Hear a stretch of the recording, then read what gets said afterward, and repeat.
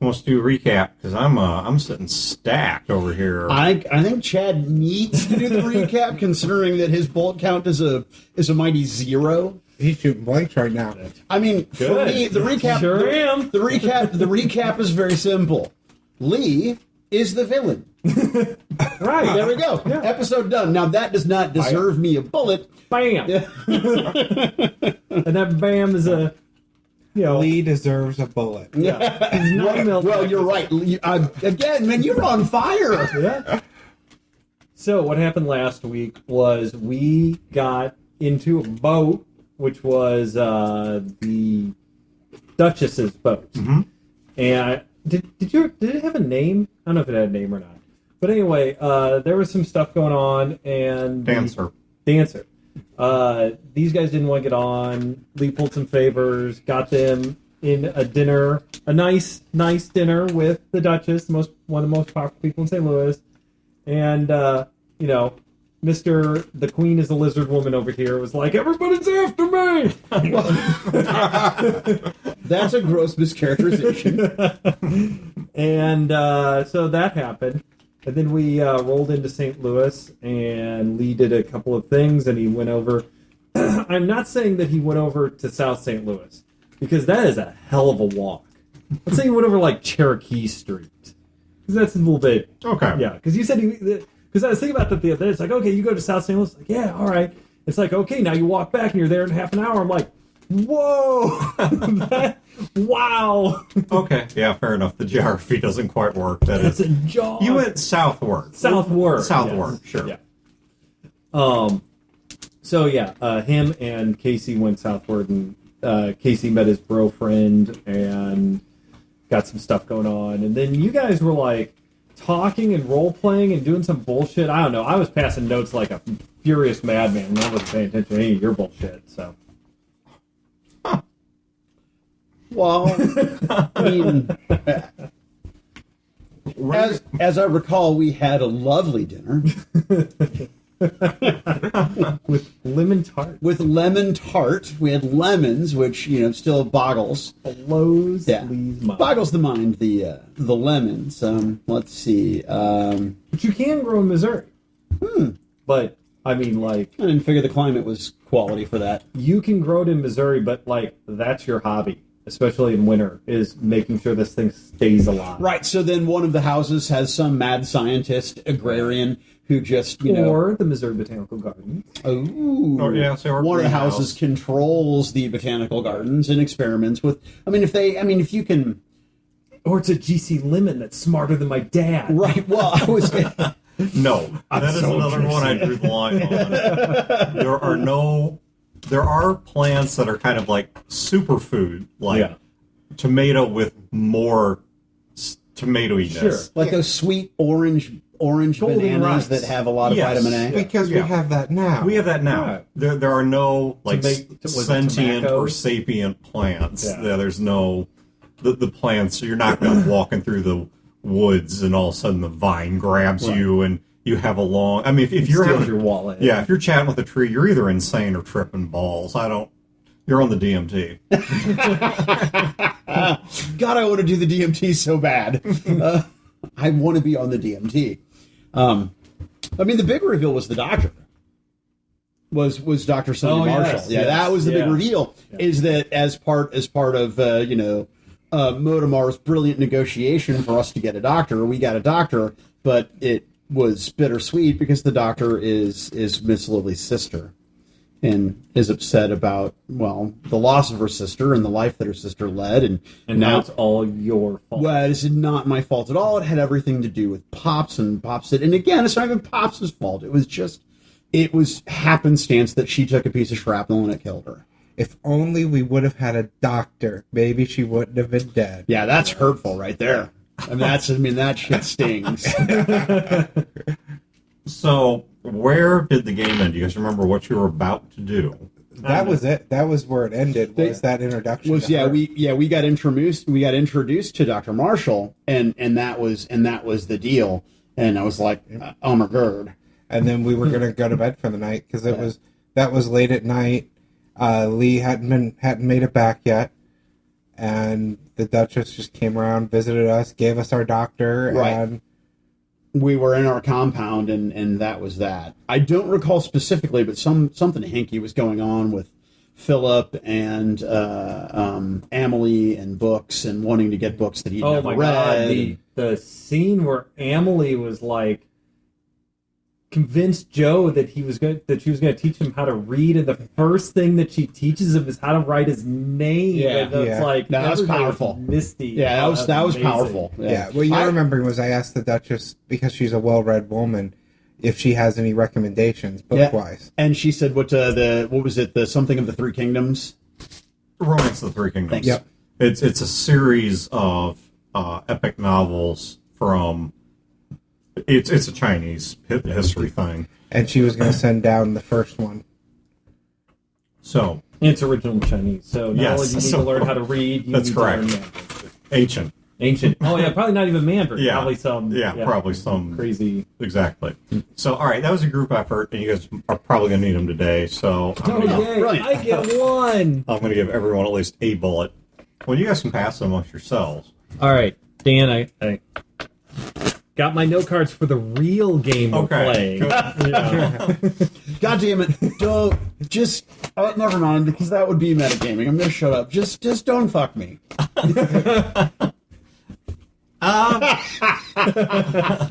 I hate you. No, I don't hate you. I hate Lee. I don't even hate Lee.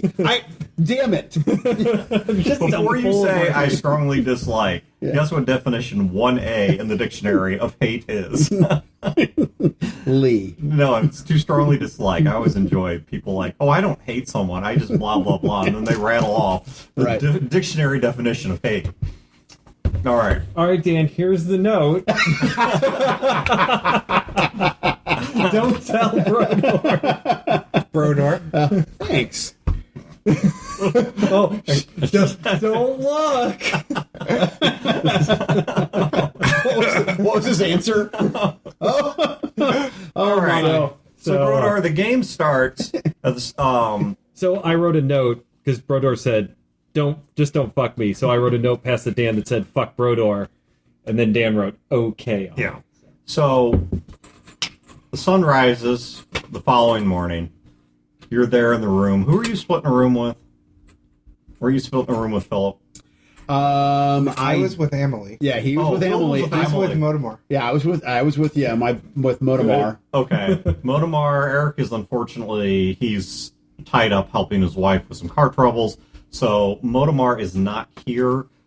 If you guys need his skills, I will let you access his character sheet, but otherwise he will be in the background and quiet this game. The same way I sometimes forget NPCs are there. So he'll just be in the background this game. What is a ballistic glass wedge? He has a wedge of ballistic glass. I suspect that he uses as a knife. Wow. I believe that is correct. I don't. It's Motomar. Come on, I mean, it's got to be correct, right? I don't remember. I would expect a ballistic glass fork and. So that piece of ballistic glass was his first kill. Huh. And that is from that. I can't tell the story of the first kill because I don't want to ruin it for Motomar, and I just pulled that out of my ass. Oh, okay. but Yes. that's my guess. I actually don't remember what the story is behind it. It's not one of his character tie-ins. Like, it's not one of his background hooks that I'm going to use. Well, the Ists were being George R.R. Martini, and he resisted being Martini and decided to kill one of them, and his only weapon Was ballistic glass. was a piece of ballistic I glass. don't really know what ballistic glass is, but that's okay. Ballistic glass, like, you go to Oh no, here, yeah, he has it here. Bulletproof glass shard knife, Yeah. rubber band grip. Yeah. Ballistic glass, it's basically bulletproof glass. It's glass that's meant to take an impact. So, like, you go into a bank, right, and they have that thick-ass glass, like, if you're in a bad neighborhood or whatever, that's ballistic glass, usually. Motomar is sweet and sentimental, and I'm telling you, that's from his first kill. That's And my he's- guess. And he's dressed up like a biker too. Nice. He's got steel-toed motorcycle boots, a leather motorcycle jumpsuit, and stitched on. God, his handwriting sucks. Do you want me to rewrite his character sheet? We seriously need to capture your handwriting and make a font out of it. All right. Rather than the listeners, let's get down to the game. So, all right. The sun rises the following morning, and you're crashing the same room as Motomar, who I imagine probably sleeps and mutters strangely discomforting phrases in his sleep. Dead puppies. Yeah, probably dead puppies, if he was here to ask him. But at about the time that the sun comes up, there is a knock on your door. All right. Well, I know that they tell us that we're safe here and that this is a perfectly safe place, but I'm a little paranoid, especially with, my behavior and misunderstanding with the Duchess. So I'm just going to have, not my pistol, but I do carry a knife. So I'm going to have my knife kind of in, my back, my pants here, just in case, so it's within easy reach. Okay. And I will head to the door and just say, who is it? It's Dr. Marshall. Oh, yes, doctor, just a moment. Throw a shirt on and, open the door and then step out because Motomar's still sleeping, I assume. And I don't want to disturb him, so I'll step out into the hallway. He might stab you. Why don't we grab... I'll just kind of hold my finger up in my mouth. I'm sorry, Motomar's still asleep. Yeah, well, okay. Why don't we go ahead and grab your friends, the ones that aren't still asleep. I've been given the duty of taking you to the Resto lab. The what lab? Duchess said that you have for the horses. Yes, ma'am. Yes, ma'am. I'm sorry. Yes, doctor. Let me get my kit and then I'll grab the others. So I'll scurry into my room, throw my pants on, try to do it quietly so I don't disturb Motomar. Make sure I grab my... Wait, you were pantsless that whole time? Oh, sorry. No. Well, Instinct. aren't you? Yeah. I stopped to put a shirt on. No, get the rest of my gear, coat as necessary, grab my pistol, make sure all my stuff's there. Dan, and it's then, the future. Everyone's really open-minded. I thought it was business time. So yeah, I'll go and knock on Lee, lock on Lee and Philip's doors respectively to wake him up and just, kind of, all right, guys, wake up. It's time to go. Lee appears behind you. He's eating toast and drinking some coffee. Morning. Good morning. You know Lee is a very early riser. He's a super morning person. I'm sorry, Lee. I should have gathered. Casey still in the sack? Yes. All right. Yeah. Dunk, dunk, dunk. I'll knock again. Casey, wake up. We got to go. Oh, Casey's in the same room as him. Oh, okay. So, yeah, Casey's up. Oh, so, okay, gotcha. So, then I'll get over, knock on Philip's door. Okay. I'll come up in the door. I've got the book. I assume it got delivered at some point in the night. Yeah, oh, yeah. Yep, so I got up in the morning. I did some reading. And The doctor here is going to take us to a laboratory. We need to get the horses. Hey, Emily, you coming? Yeah. I want to see this. I do too. I've never been any place like that. There was nothing like that in Herman. I grabbed my satchel and I grabbed my notebook and that I was writing in last night and throw that in there. So what'd you name the horses? Emergency Food Supply 1, Emergency Food Supply 2, and Emergency Food Supply 3. So, out of character, we never discuss names for the horses. So, one, does anybody care? If I think Lee just named them. all right. So, in reality, does anybody care about the horses' names? I think Joe would have been the one to have named them when he got them. All right. Well, in that case, I'm going to stop in the hallway. I'm going to look down at Emily. And I'm going to say, well, Emily, I've never named him. So, how about this? It's your official responsibility to name the horses. Nothing vulgar, nothing crass or inappropriate. Joe, listen, I have spent almost every day of my life in one house looking out a window at all of these people that I never met, that I never talked to, and I had nothing to do but make up stories for them, make up dramas about their life. You know, I had a whole story for you. I really did. And most of it turned out not to be true. And I came up with names for everybody because I didn't know their names, except sometimes when I would hear Grandpa or Emma mention them. And so I didn't know the names of most of them. I have already named your horses because they're the only ones that big I've ever seen. And I think it's a crime. You've been going around with these animals that help you out so much, and you can't even respect them enough to give them a name. Yeah, jerk. It's true. So what'd you name them? I named the chestnut one Chief, and I named the darker colored one Lee. A fine, strong name. A treacherous and hateful name. Hopefully it's a Now, gelding. I can rename it. Oh no, it's I like beautiful. Lee. Is it a mare? Is it a gelding? No, I probably wouldn't be a gelding. Oh, yeah. It's too valuable. Too valuable. Yeah, it's way too valuable to make a gelding. So, actually, we never did roll the genders on them, did we? Not to my recollection. I don't believe that we did. We just had 2 GC All right. horses. Odds are female, evens are male. Wayne, roll it. Touching Brodor's dice or your dice? God damn it! That's Brodor's dice. You have a female and a male. We can breed. Boom. That's what I was trying to check. Was the option there to breed them? So okay, Lee will be the male. And Yay. Chief will be the female. Okay. Yeah, the truth is, Emily, I never named him because I never wanted to get that attached.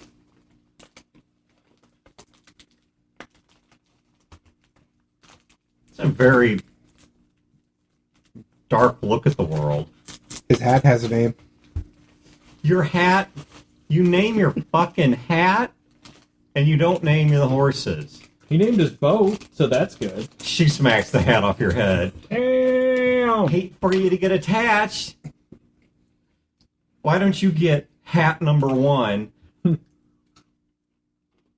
All right, so everyone can see the legitimate anger. Now, Joe's gets irritated and he's lost his temper at silly stuff, but he's legitimately upset that she just smacked that hat off of his head. And I'm going to lean down, and I'm going to pick up my hat, I'm going to say, that was Pops' hat, and it's the second most important thing in the world to me besides that boat. Don't disrespect me like that again.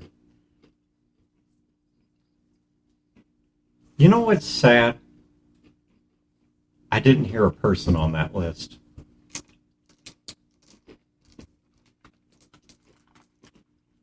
I'm sorry, Captain. I didn't mean to disrespect your hat, and I'll clean the bilge. You also didn't notice that I said thing and not person.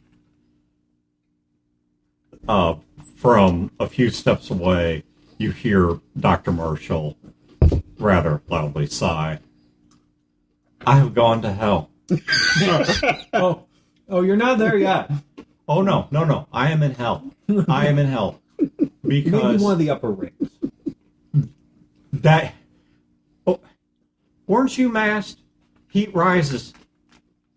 Wait until you get to the lowest level. I'd rather be in lower hell. It might be... You know what the lowest level of hell was reserved for? Traitors.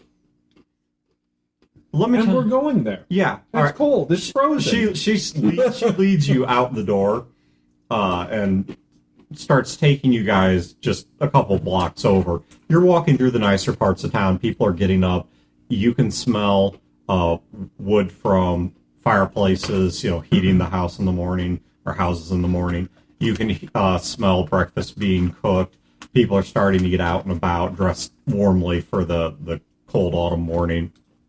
And as you're walking, it's a sunny day, pretty nice day out. She's like, no, this is how I know I've gone to hell. And, she does stop, because they had tied the horses up outside your guys' windows. So she does stop, and she says, One of you two want to, or one of you guys want to take those two damn things and lead them? So which is so Lee is the male and Chief is the female, or Yes. vice versa?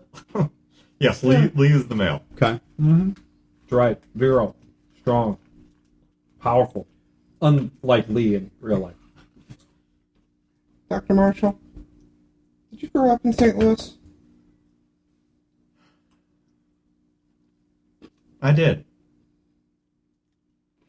I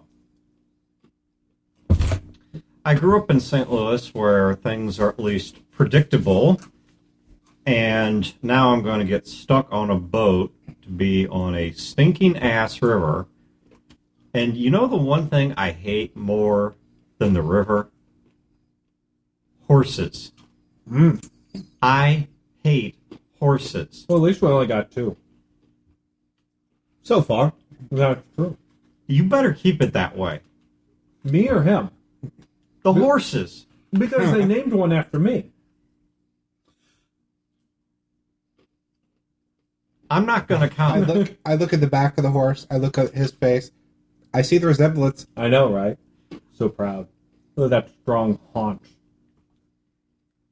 I'm not going to comment, except to say I don't like the way they smell. It's You're gonna hate the rest of our crew. Actually, she's going to love the boat. There's so much wine on it. She'll fit right in. Joe legitimately starts laughing at that. And Lee starts moseying off down the road. Oh. Why'd Lily leave the city? you're pushing it there a little. Wayne, give me a social 2d6. Do you have anything for persuasion, Nope. whatnot? Merchant appraisal. All right. 9. You're off to a good start. Yep. My social is 8. So 17. That's good. Okay. And when she says that, I'll reply back with, Lillian was a friend. She meant a lot to all of us on that boat. But she didn't share a lot until right before the end, when she started to finally open up. You know, from what little I know, Lillian, I guess she wasn't too different from the little girl you got with you. She felt that the city was like a bird cage for her. I think I found a place here. I was more of a homebody. I tested well, but managed to avoid getting masked by getting medicine. Learned how to be a doctor. Learned how to stitch, disinfect, help out all kinds of people at a young age. Lillian, she felt trapped. And so one day she went down to the docks. I don't know if she was looking for a job or not, came back and said she had one. And she left. And outside of a letter here and there, we didn't hear hide or hair from her for a very long time. She was happy. She loved that boat. Yeah. Loved the crew. She may have been. I'm sorry you got stuck leaving since you like the city as much as you do. But I'm grateful for the opportunity to learn a little bit more about. It's not the stuck leaving. After she left, Mom and Dad, they both got sick. They weren't young. They weren't healthy. Mom had a lung problem. Dad had an injury that never got quite right, couldn't find work. And before I had access to anything that I might actually be able to save them, they died. And I had to nurse them and take care of them and support them.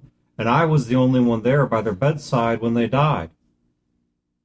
And then I come to find out that right about the same time they died, like some kind of divine and really cruel joke, my sister, who I'd been angry at this whole time for being absentee, for leaving me alone to deal with this, she took something through the chest and died out in a field somewhere south of here. Someplace I could maybe pick out on a map, but couldn't even tell you the name of. And so now, I'm left with a lot of anger, a lot of sorrow, and maybe someday it won't be personal, but right now the only common denominator I see in all of them is this group of people.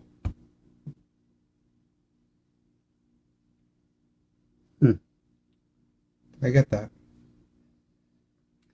You guys make it to the front of a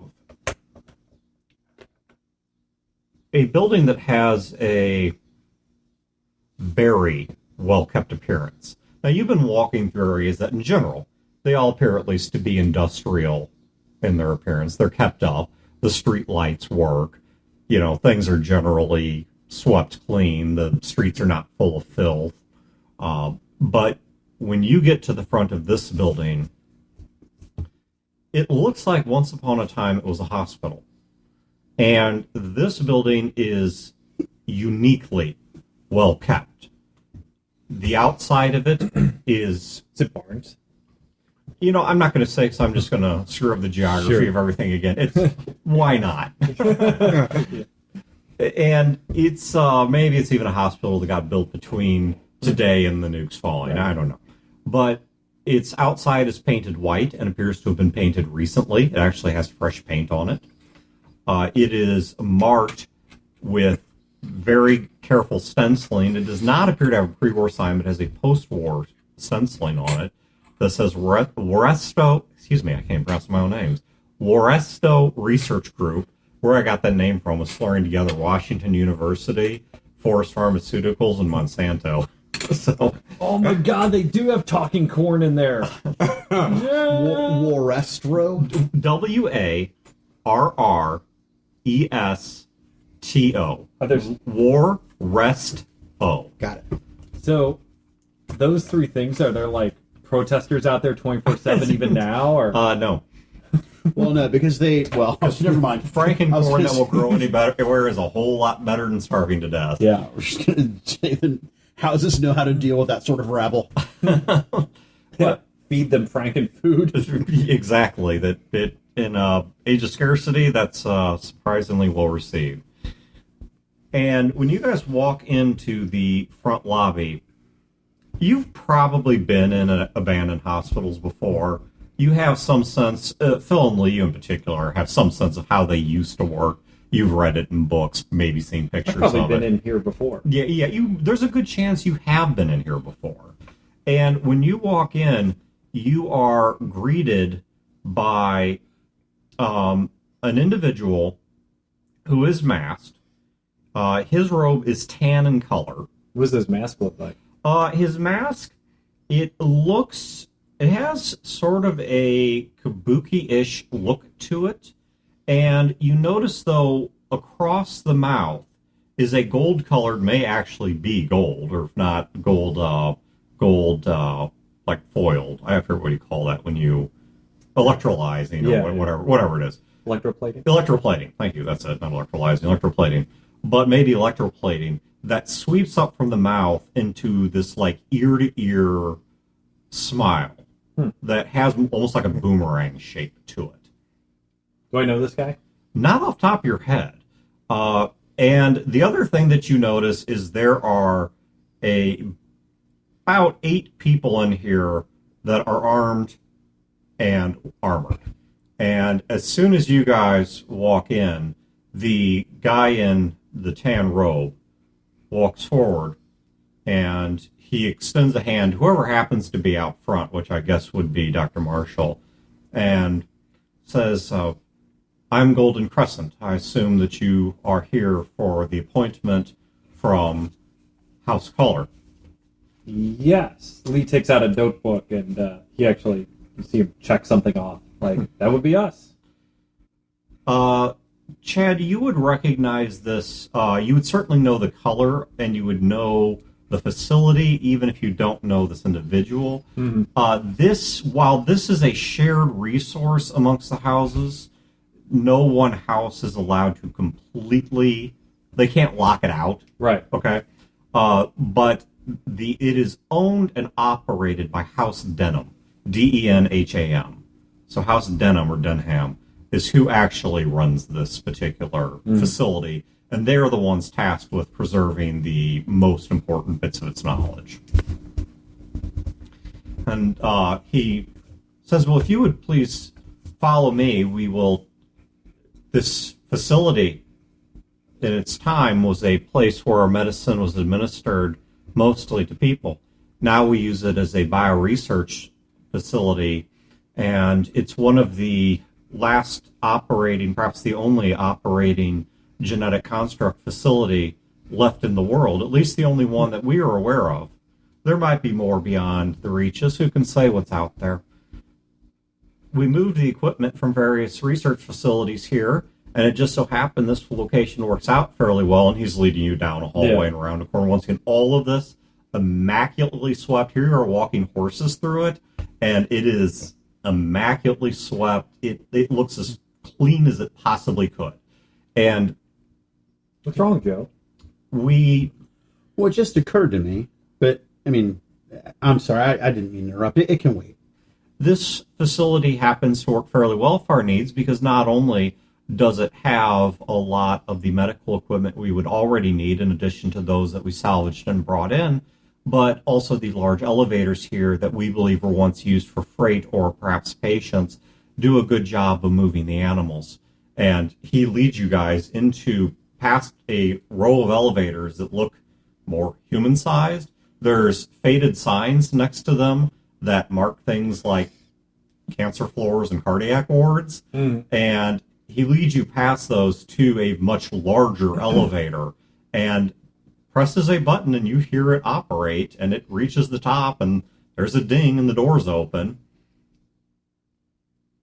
If you please, go ahead, step in. Now, just so you're not surprised when we reach the lower floor, because of the sensitivity of the things down there, you are going to be asked to part with your weaponry and some of your personal effects. They'll be returned to you before you leave. I assure you we have no interest in them. Is that going to be a problem? Into that box. It's an elevator. No, you're going to step into that box. Your weaponry will be put in a different box. I presume it would be a wooden one, perhaps about this big. I've never seen an elevator before, right? Nor have you ridden in one. Yeah. So you want me to get into that box, and then what? It's going to travel. It's going to go down. It travels up and it travels down. It's Like on a crane? Well, no, not usually on a big pneumatic thing, but It's- I think On a a what? crane's close enough for him. sure. You are... But there's a crane. You're a ship crew. That's right. I remember from my note last night. You're a ship crew. It works... You've seen pulleys. Yes. It's something like a pulley. That it runs on electricity? It's a little more complicated than that, but that's close enough that I think we can call that true. Wow. All right. I'd gingerly get inside the box. Well, if you'd like... Is there elevator music? No. Damn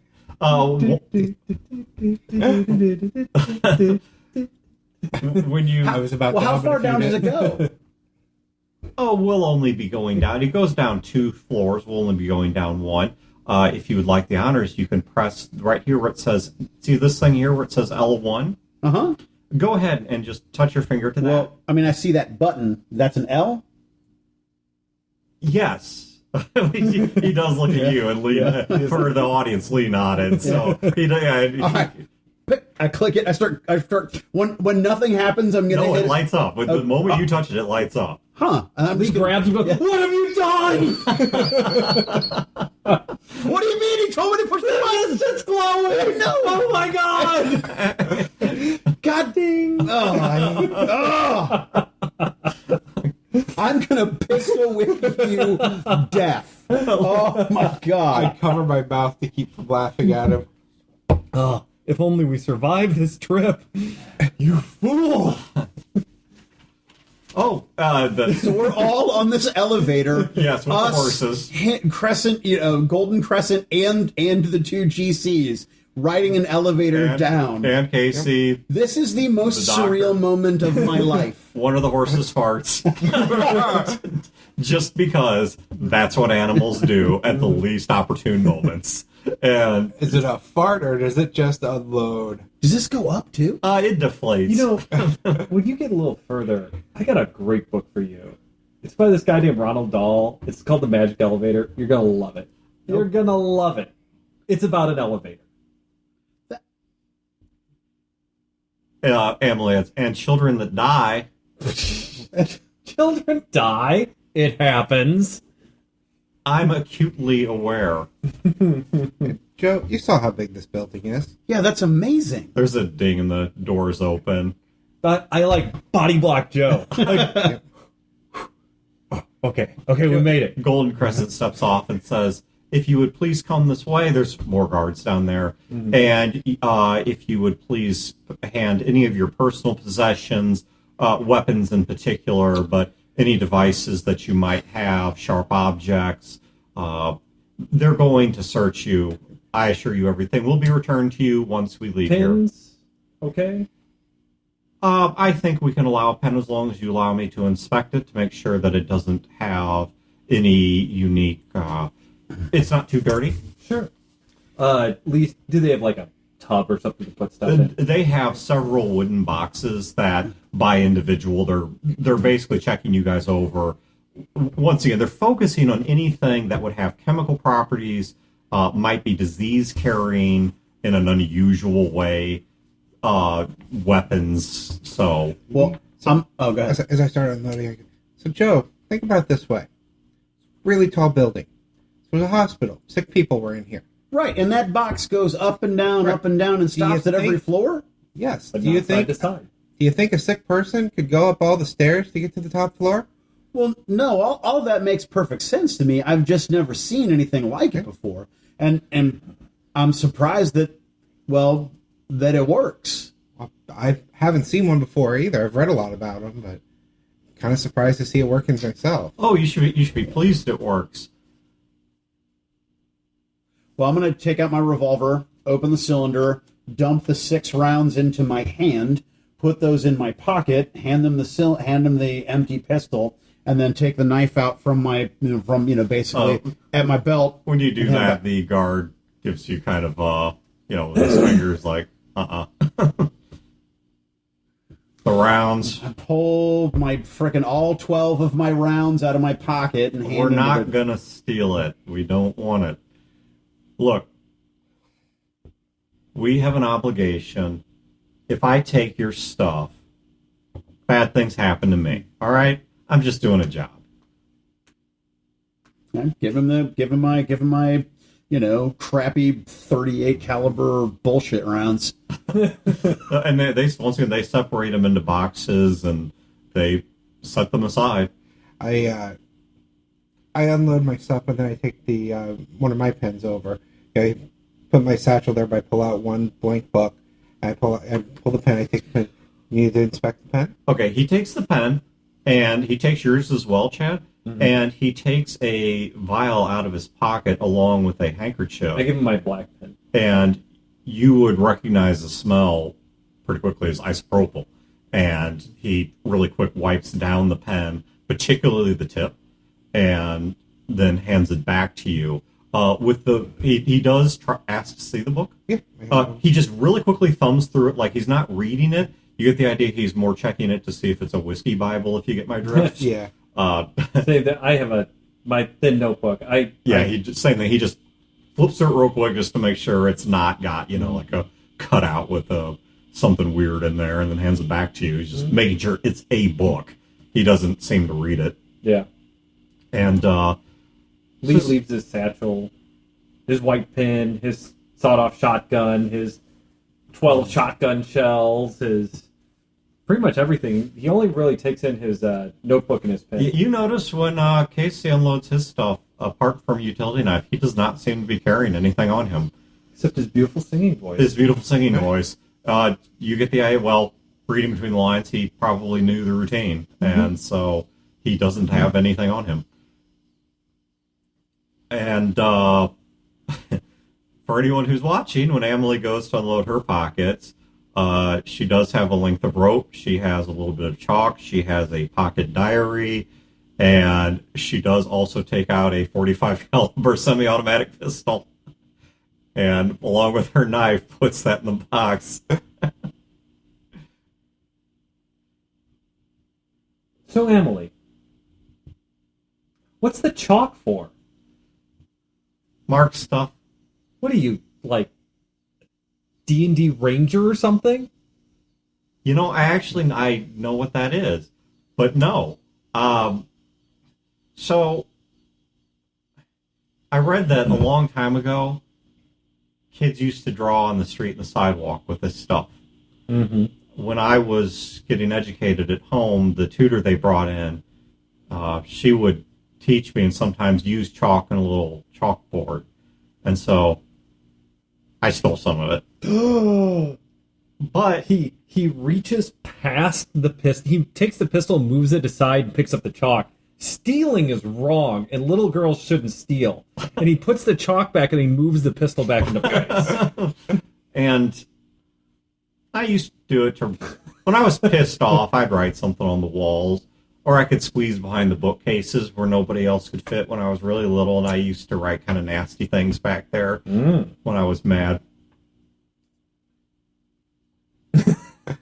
So, you know, everyone wants to assume that Joe is an idiot. Are you saying this aloud, or is this No, this is player to game master? This is player to game master. Okay. So, and I have, and if I need to make a roll, I will. But one of my traits is remarkable eyesight. Is that the same pistol that was on the dead guy in the tunnel? Oh yeah, you don't even need to roll my eyesight on that. Oh yeah. All right. Okay. Joe, just I look at Lee because I understand what Lee was saying about stealing being wrong. Mm-hmm. And I look at Emily and I just give her a look that I know exactly where she got that pistol. She shrugs, says, Bill killed somebody. We all saw it. No, Actually, he doesn't say that. Honestly, you didn't steal anything. That man was dead. And that man and his friends tried to kill us. You took something that was useful, and hopefully you don't have to make use of it. But it's yours. Well, thank you, Captain. That's a surprisingly mature review for you.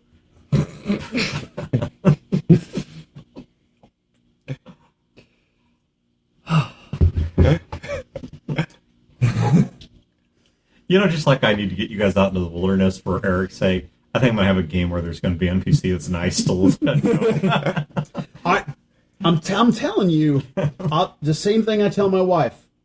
I would never hit a child, but I sure as shit understand child abuse. All right. I ask her real quick. So, have you named the gun?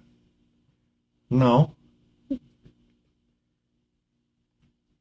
Just curious. You made stories for everyone. But she puts a name to each bullet, if you know what I mean. Yeah, I step up to the doctor. I say, Doctor, you're not in hell.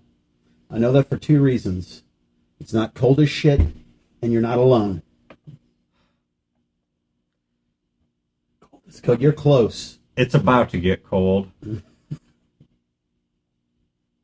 It's autumn now. Winter's going to be coming soon. No fire on that boat, I don't assume. Oh, there could be fire on the boat. Yeah. Just not on purpose. And not. It's going to be a lot of fun. If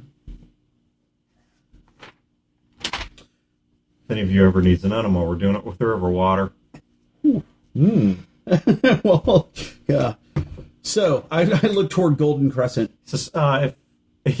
You have no idea what his facial expression is, but he's been stock still and silent this whole time. Yeah, I'm sorry. We tend to meander, if you'd please. Oh, it's quite all right. If he walks toward the door, and there's two doors, a glass window with the wire mesh through them that looks in on you don't know what it used to be, but it's a large open tiled room. You see a whole bunch of instruments, readouts, operational computers. I don't know if you guys would know what they were, but you as players do, so I'll just go and describe them. You see a centrifuge. I mean, it's a well-equipped lab. And you can see several refrigeration units that have glass vials and petri dishes in them. And he walks toward the door, and with a ding and a hiss, the doors slide open for him. Says, if you'd please bring the horses this way, we're going to be back in this corner. Those doors just open by themselves. See, that is magic. Well, not by themselves. No, I mean, they aren't living doors, if that's what you mean. No, but how did the door know it was time to open? He walks back. Okay, this device here, I'm sure you've seen somebody walk in front of a light, like a candle, and it casts a shadow. Yeah. This works a little bit the same. This device here projects a beam that it's invisible to the human eye, but I assure you it's there. And when you interrupt that beam at a certain, you get close enough to it, it signals the door to open because it thinks something's coming near it. And so there's a device inside the walls that actually tells the doors to open. You don't say. I do. He just did. But if you could please bring your animals back this direction. You. So if the houses, Can we discuss this in the back corner? of course. I'm sorry. I just this is all very all very new. Don't touch. Please don't touch that. But if you want to ogle, you can ogle anything you like. I want to what? Look. You can look at anything you like. Just don't touch, please. And don't open anything that's closed. And the horses are led toward a back area where there's a table that he wheels around. It was pushed up against the walls. Table he wheels around that has a whole bunch of medical devices on it.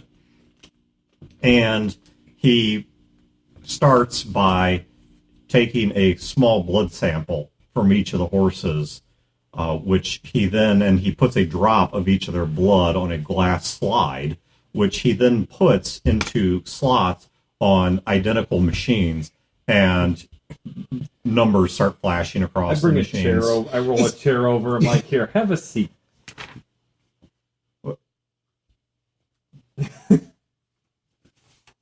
I'm fascinated. I mean, I can't read words. This man is reading blood. Wait till he drinks it. Good news. Well, that'll be a game I understand. Your animals are surprisingly pure. That means that resetting them to a factory default state is going to be rather easy. So, okay, before you start, you know how when a mama horse and a daddy horse really love each other, they fuck the shit out of each other, and then they have little baby horses, right? Uh-huh. Well, I understand. You understand the concept. I understand the basics Yes. that one is male and one is female. I'm not a complete idiot. You know how at the vineyard we take grapes and then we bring them in, and there's a manufacturing process, Right. and we make wine. Right. That's how those horses were made. Well, maybe not those horses, but that's how their progenitors, their parents, their grandparents, their great-grandparents were made. And their parents appear to have been of their lineage looks to be a fairly pure product line. So these horses should be fairly easy to... So when you say pure product line, you mean that those horses didn't breed with non-GC horses? Yes, but I also mean that they did not breed with other genetic construct horses of different product lines. So these two were both from the same line then? They appear to have been, and their parents appear to have been as Where well. did you get these horses from? So their vintage isn't polluted. Right. Yes. Okay. Absolutely. All right. Where Actually, did you buy them from? by pure coincidence, he walks over several steps down from you guys to a bookshelf and starts flipping through it, and walks back with a ring-bound booklet. It's maybe about quarter to half an inch thick, powder blue cover, and on the front of it is a Weresto logo. Well, you might have seen it somewhere in here. The rest of you can probably read Weresto on it, and it then has a product line and a bunch of numbers on it. It says, and he kind of offers it to you, says, we actually happen to have an extra. I'll take it. It's something like an owner's manual. This next part, it might be a little bit disturbing to watch, so if any of you are squeamish, you may want to step back or look away for a moment. I lean over to Lee and I'm like, I didn't buy them. About 2 years after Pop's death. While he's talking, the at Golden Crescent, he takes a hypo and pulls what looks like a clear-ish, slightly cloudy solution into it. This is a hypo with a freaking long needle, like a 6-8 inch long needle. Ooh. If I could, the real person whistle, I would. But Joe whistles and kind of, I roll back and whistle, and I'm like, whew. Okay, so let's see now. So where did you get them? Chief had 'em, and or- It's about Lee. about 2 years after Pop's death, guy comes to town named Charles Henry, if I recall. And he said that he owed Pops, and since I was Pop's heir, since basically I was the person to receive Pops's worldly goods since Pops wasn't around, that they were mine. Why were you his heir? Pops, I mean, he raised me like his own. Okay, you're going to need to be quiet just for one moment. Once this takes effect, you can keep talking for now, but I just want you to know there will come a moment that when I tell you to be quiet, it is vitally, vitally important that you're quiet. And during that time, I will be the only one speaking. Please understand that is critically important. If that does not happen, we could do harm to these animals in terms of their usefulness to you, possibly irreparable harm. So I need to know what is going to be the password for each of the animals. There needs to be a phrase, a sound, a rhythm, something audible. Perseid. Perseid, okay. Did you have a preference for the male or female? Perseid for the male. Perseid for the male. And what did you want for the other one? Leonids? Leonids. Perseid and Leonid, meteor showers is what they'll be. So the male will be Perseid, the female will be Leonid. All right, please continue your conversation. So, and while you're talking, he goes to each horse to its eye, and in the inner part of the eye, the red part of the eye, he takes the needle, he holds the horse's head, and the horses are surprisingly accepting of this. Takes that needle and pushes it. Is he extracting or injecting? He's injecting. Okay. Pushes it through the inside of the eye, and as far back as he goes, your guessing hits the brain, and injects a small amount of the solution. And then repeats it with the other horse. So this dude gave you two really, really valuable horses. He said he owed Pops. Pops wasn't around to repay, and got the impression that he was a man of his word, and so he left me the horses. Actually, I was going to ask while we're waiting. Obviously, you don't owe me this, and it's not in my instructions to withdraw it. Do you object to me taking a genetic sample of each animal? It won't harm them. I look at Lee. It's your call. Right, but what What's the downside? Nothing to you. Say to us, nothing. They just want to make more. I mean, okay. So I look at the guy. Sorry, I'm going to be an asshole here.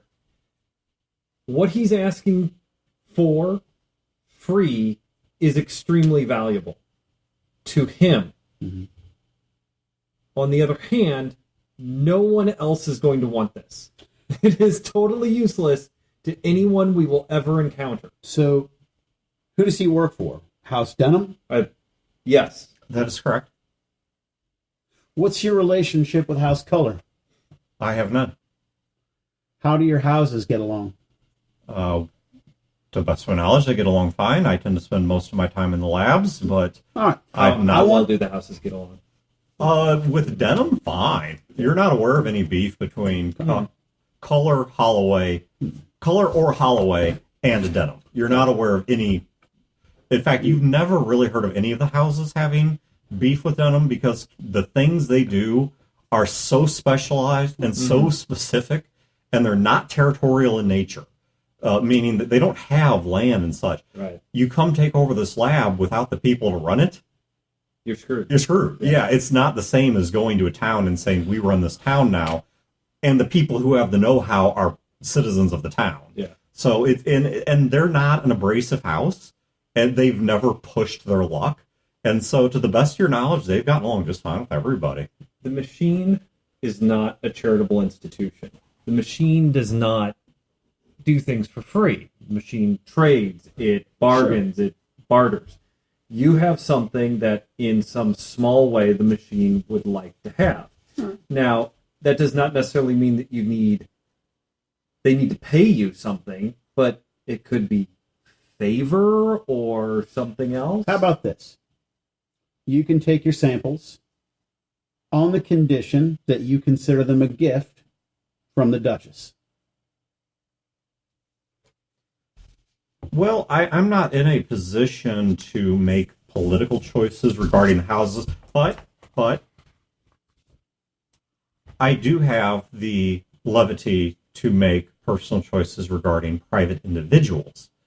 If you want this to be a favor from you to me, then I will have a long memory of that favor.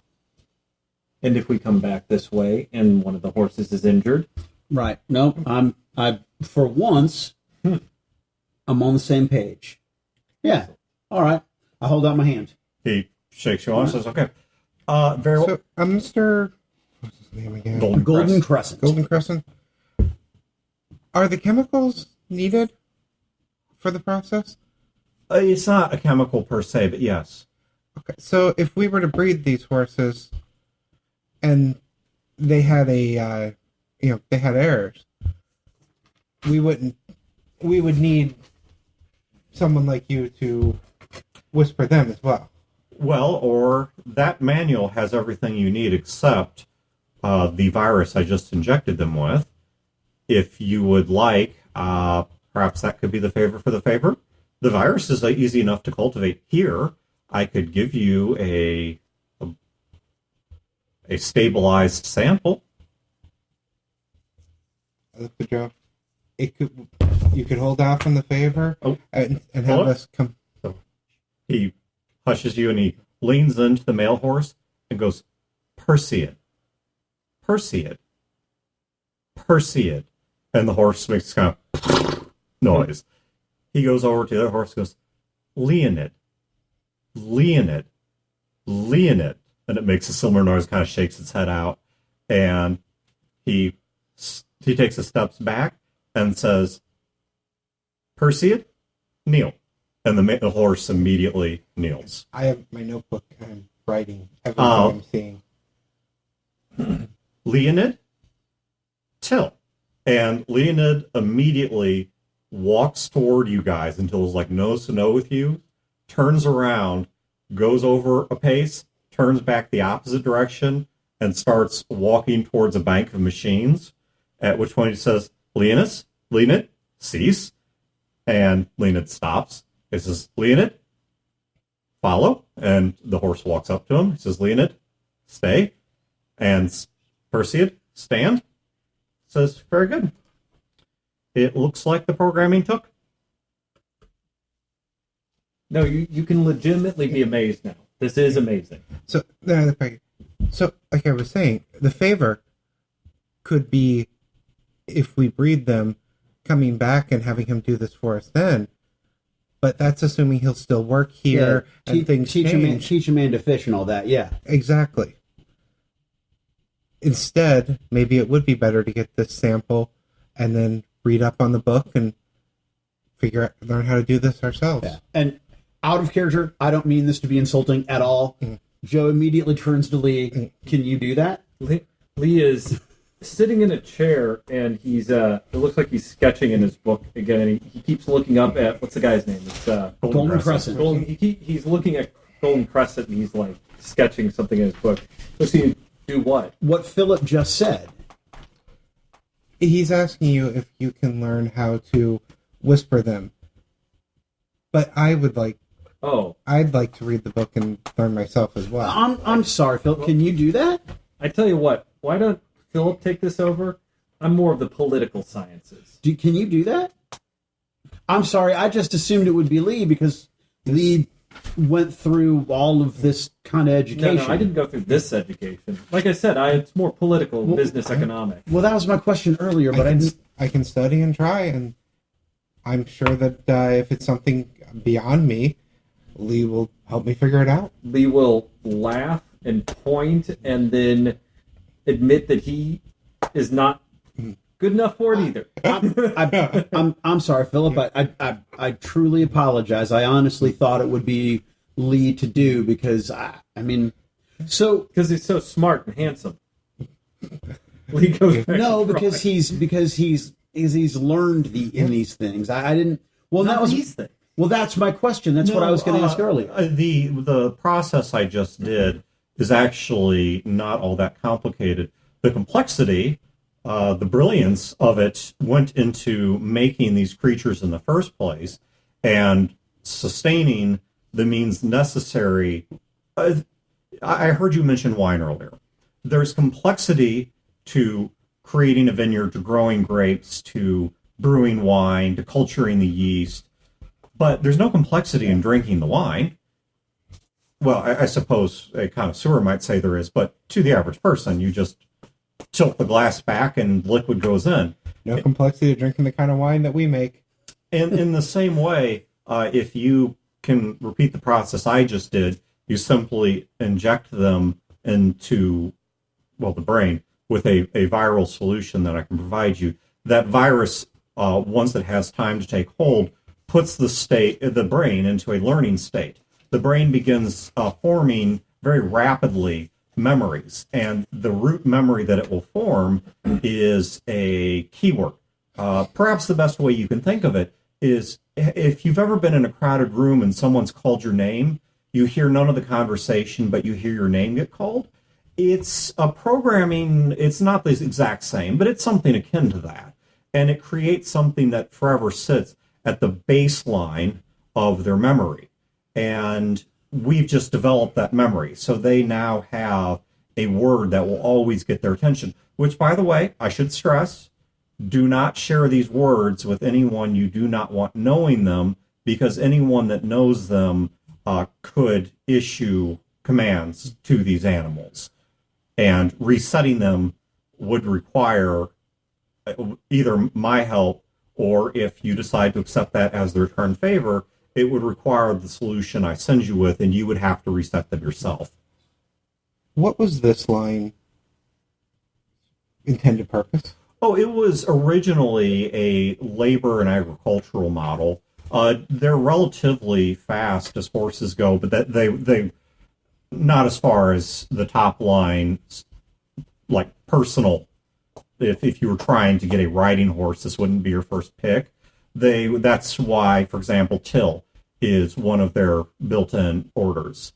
They have a list of command phrases which are in that book, and that's the commands that they know. Now, they're also highly intelligent. You could teach them, but it would be like teaching tricks to a very intelligent dog, or maybe a very young child.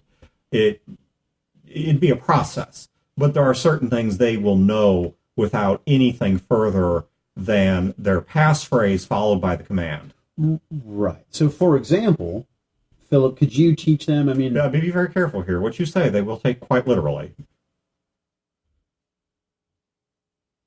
I'm flipping through the book, looking for the list of commands. so their job on the boat is Emergency food supply. to pull the boat. So if the boat gets stuck in a sand, if we hit a sand barge, or we get to a place where we can't, for let's say if there was an emergency and we couldn't use the oars or poles on the boat to move it, we would have them on shore and they would pull the boat with ropes. They do that now, but it takes some coaxing. Would you like a demonstration? Yes. Okay, I'll probably want to go outside to do this. Well, we can do this quite simply. He walks over to a drawer, opens it up, and takes out a ball of twine. And he ties it from the front of the horses, has to loop it around a few times. And then that table that he had on the wheels, he then takes it through that a couple times and takes it to the other horse, wraps it around a few times. So he has a really, really janky, what's the word I'm looking for? Yoking. No, it's not yoking, but it's like a really janky kind of version of that. Bit? Bridle? No, because he's not running through the mouth. He's doing it over the shoulders and around the neck.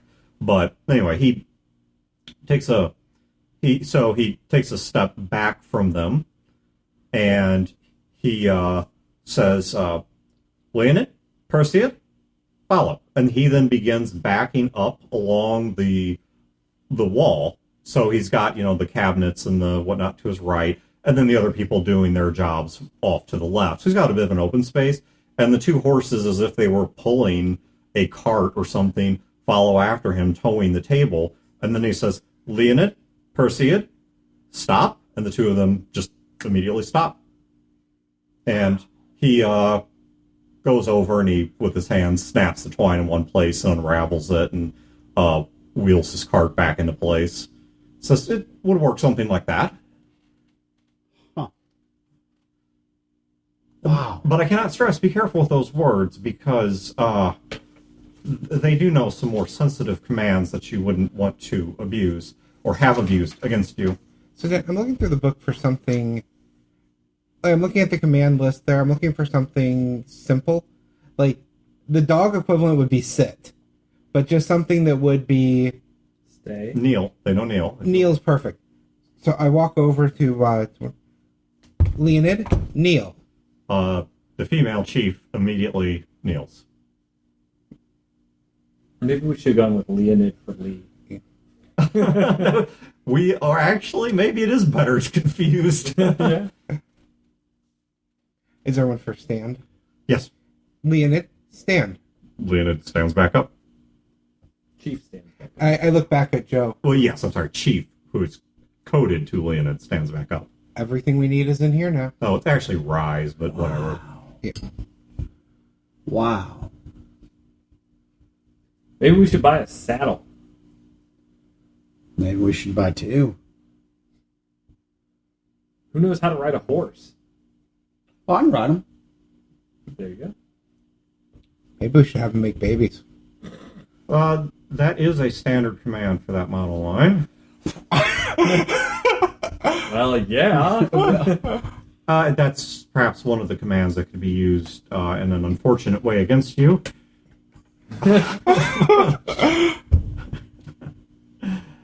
So, if going back to our prior arrangement, if I give you a stabilized form of the virus and at least a few doses, is that enough for you to allow me to take genetic samples?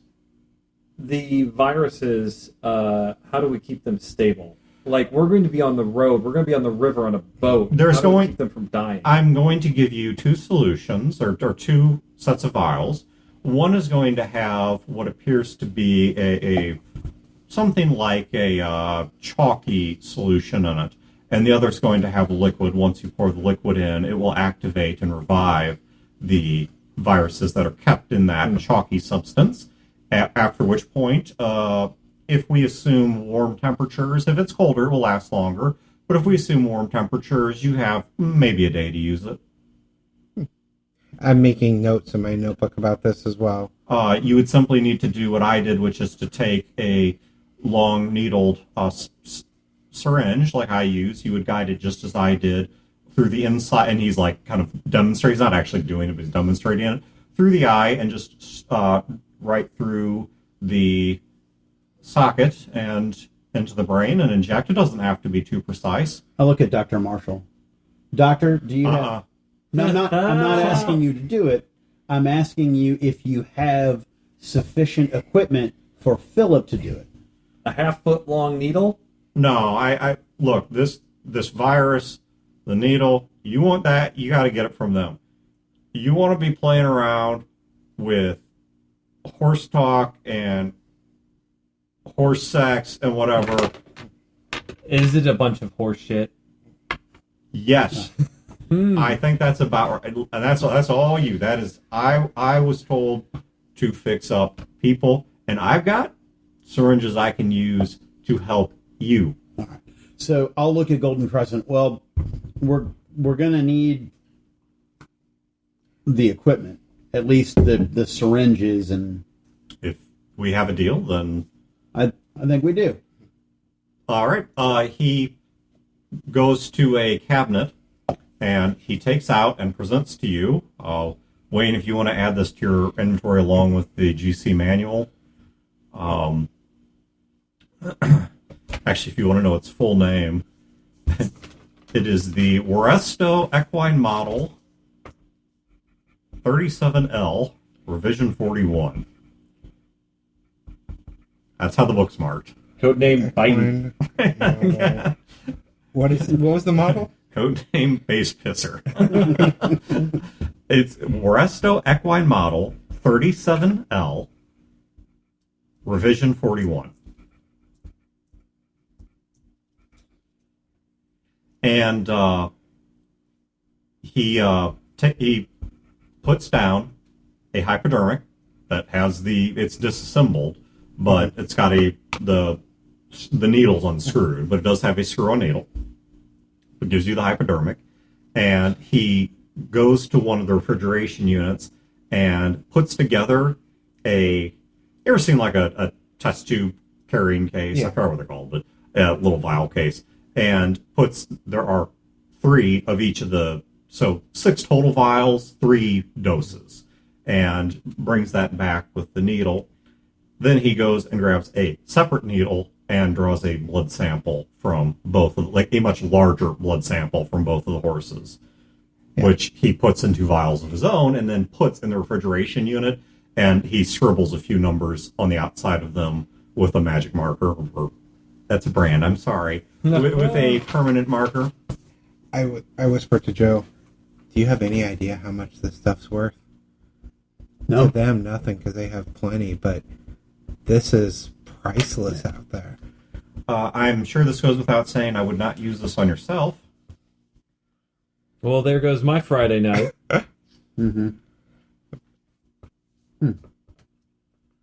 Yeah. No, it's funny. Actually, if you do, I might pay you for the body. I'm actually not clear what its effects would be on a human being. I don't think we'll be finding out. Well, the offer stands. Unless you, ladies and gentlemen, have any more questions, then I will see you and your animals out, and we can return your possessions and get you on your way. I was told in my letter of introduction that you have quite a busy day, so I should not keep you waiting any longer than I must. Lee, as he does that, Lee holds up his notebook like this and kind of looks and then goes, okay, thanks. And then he closes his book and heads out. Yeah. So out of character, I totally knew that was your thing. Yeah. Right? Oh, I know. But in character, I just assumed it would be Lee. Yeah. Right? And Lee is not a Right. science guy. No. Joe's quickly learning Lee's limitations. Yeah. Exactly. Hey, Joe, that's a horrible sucking chest wound you have. There's some political implications to that. So as we're walking out, And sort of that clopping of the horses as they're going through the sterile hallway. So, if all the houses, Joe. So Joe looks at Lee. So I look at Lee. So all the houses have a specialty, right? Something they focus on. Yes. Are masked people the same way? Do you have like one thing that you dedicate your learning to? Yes. I mean, some of us are polymaths, but, we dedicate our... Again, out of character, I know what a polymath is. Right. In character, a what? Someone who is an expert in multiple, almost unrelated fields. Someone who can paint and play an instrument and do open heart surgery and write a book about political science is a polymath. Huh. Okay. So,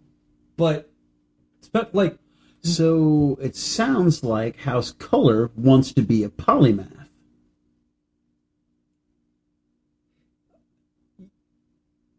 You're correct in concept, but the word is wrong. But yes, they want to diversify to strengthen their position. Which is actually a bad idea. So what? It's good in business. It's terrible in business. What? It's terrible. It's good for an individual to be able to diversify, but for a large business, it's bad. Because think of it this way: you, as a business, Lee does actually blow you off. You guys are being let out, by the way, with the horses in tow. And once you get back to that entry lobby, the guards bring you the boxes back. Nothing's missing. Think of it this way: House Caller. What is House Caller good at? House Caller is good at machines. It's good at mechanical things, making things, that sort of stuff. Because of that, it can buy in bulk. Exactly. Get deals. Now House Caller wants to diversify, and they want to grow grapes and make wine. Total opposite of machinery. Different skill sets, different things. True. That's not to say that they can't, but they don't have an expertise in it. It's not their thing, right? Right. If you're going to diversify, you need to diversify in something you understand, not something that is the opposite of what you understand. See, but at in a small scale, that's good, but on a big scale, that's terrible. Because think of it this way: on a big scale, House Caller can focus down and like a laser and just do their machines, and then they have the best machines, which they can trade for the people who do the wine. What's the other house that does the wine? Holloway does wine. Now, let's pretend for a moment they do good wine. They don't, but let's pretend for a moment they do good wine, and then they make the best wine. Well, now we can trade the best machinery for the best wine. And then we have the best one. We didn't make it. We can then trade, and we can go, and he names another house, for the best ammunition. But what that doesn't take into account are other factors. Let's say it's a bad winter and you can't grow enough grapes. You can't make the wine that is your product. While this is going, Joe's loading his revolver. You have nothing to fall back on. The guards are not reacting unless you point at one And then of them. I'm going to emphasize and try to interrupt their conversation by snapping the revolver, the cylinder in the revolver, and I look right at Lee. I kind of see it as like we've got even deeper into concepts here. This is both of our jams, and we have just gone full ham on. I look in between the two of them and say, they don't have to make the best machines or the best wine.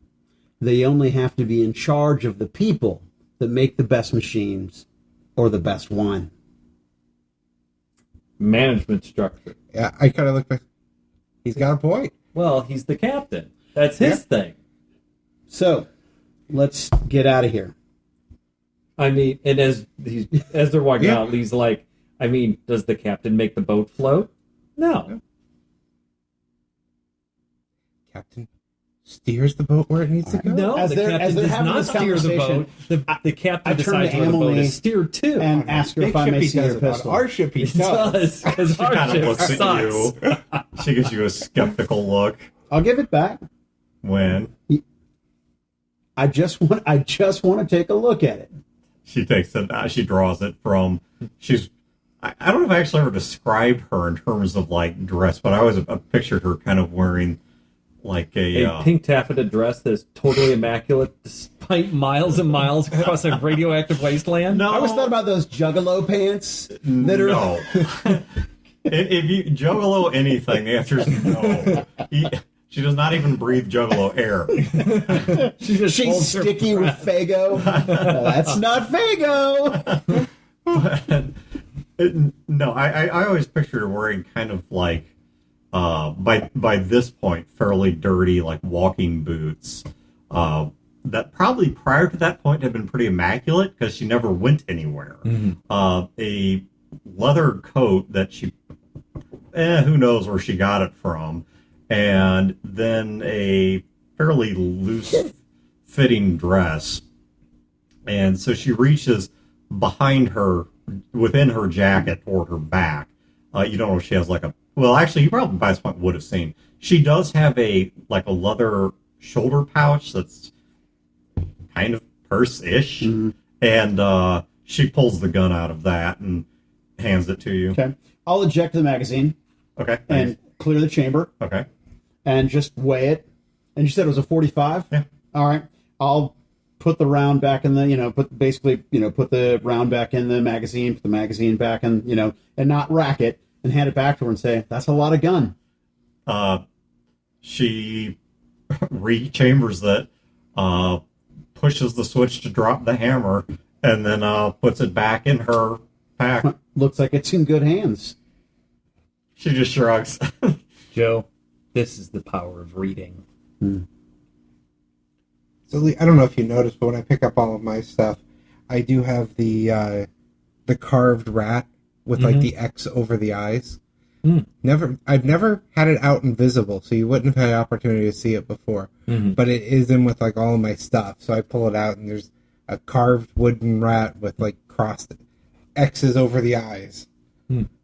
That isn't nearly as beautiful as the dolphin that's sitting next to it. One of Which you them's been have in his seen. butt. It's Now- the rat. Now, out of character, you got that from Pops, right? Yeah. Yeah. So I thought. Everybody got something from Pop. No, I knew that. I just wanted Except to make sure. Lee. Lee Yeah. didn't get anything. I want to make sure that was the same. Yep, it's the one that Pop's carved. He's been carrying it with him the whole time. Right. It just doesn't come out. Right. Well, you notice, so since Lee noticed that, you notice that, and I don't know if you make note of it or not, but Lee had his black pin, and then when he takes everything out, he picks up a white pin and he puts it into his satchel. Oh, you were talking the color of the pen, not the ink. Correct. And you said my black pen, and I'm like, Lee has I like one versus black. blue or red, and I'm like, I don't really. Lee has one black fountain pen and Okay. one white fountain pen, and they're those like big fatty ones where you take the stick that you and Where you draw ink into it, right? Yeah.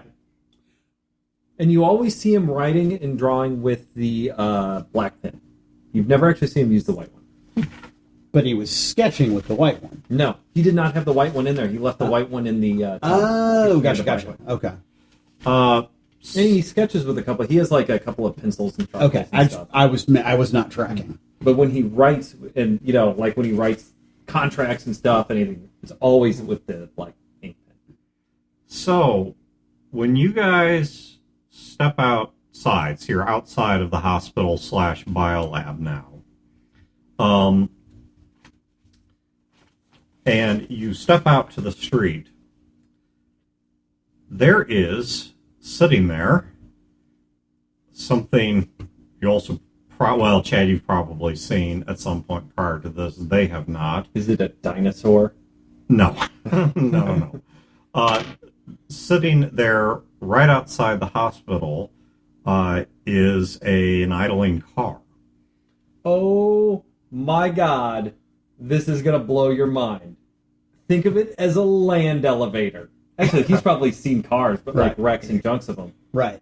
There is as soon as you guys step out of the hospital, there's a man leaning against the car who is wearing a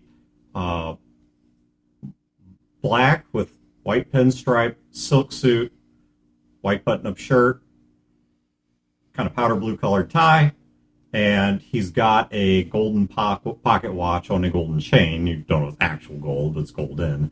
And he's looking at it and winding it absent-mindedly. And when you guys emerge, he tucks it back into his watch pocket and comes towards you smiling. Says, "I hope you had a fruitful visit." I did. Thank you. Oh, don't thank me. What was the town we got ambushed in? What was the name of it? Defiance. I said, remember Defiance? Mhm. Yeah.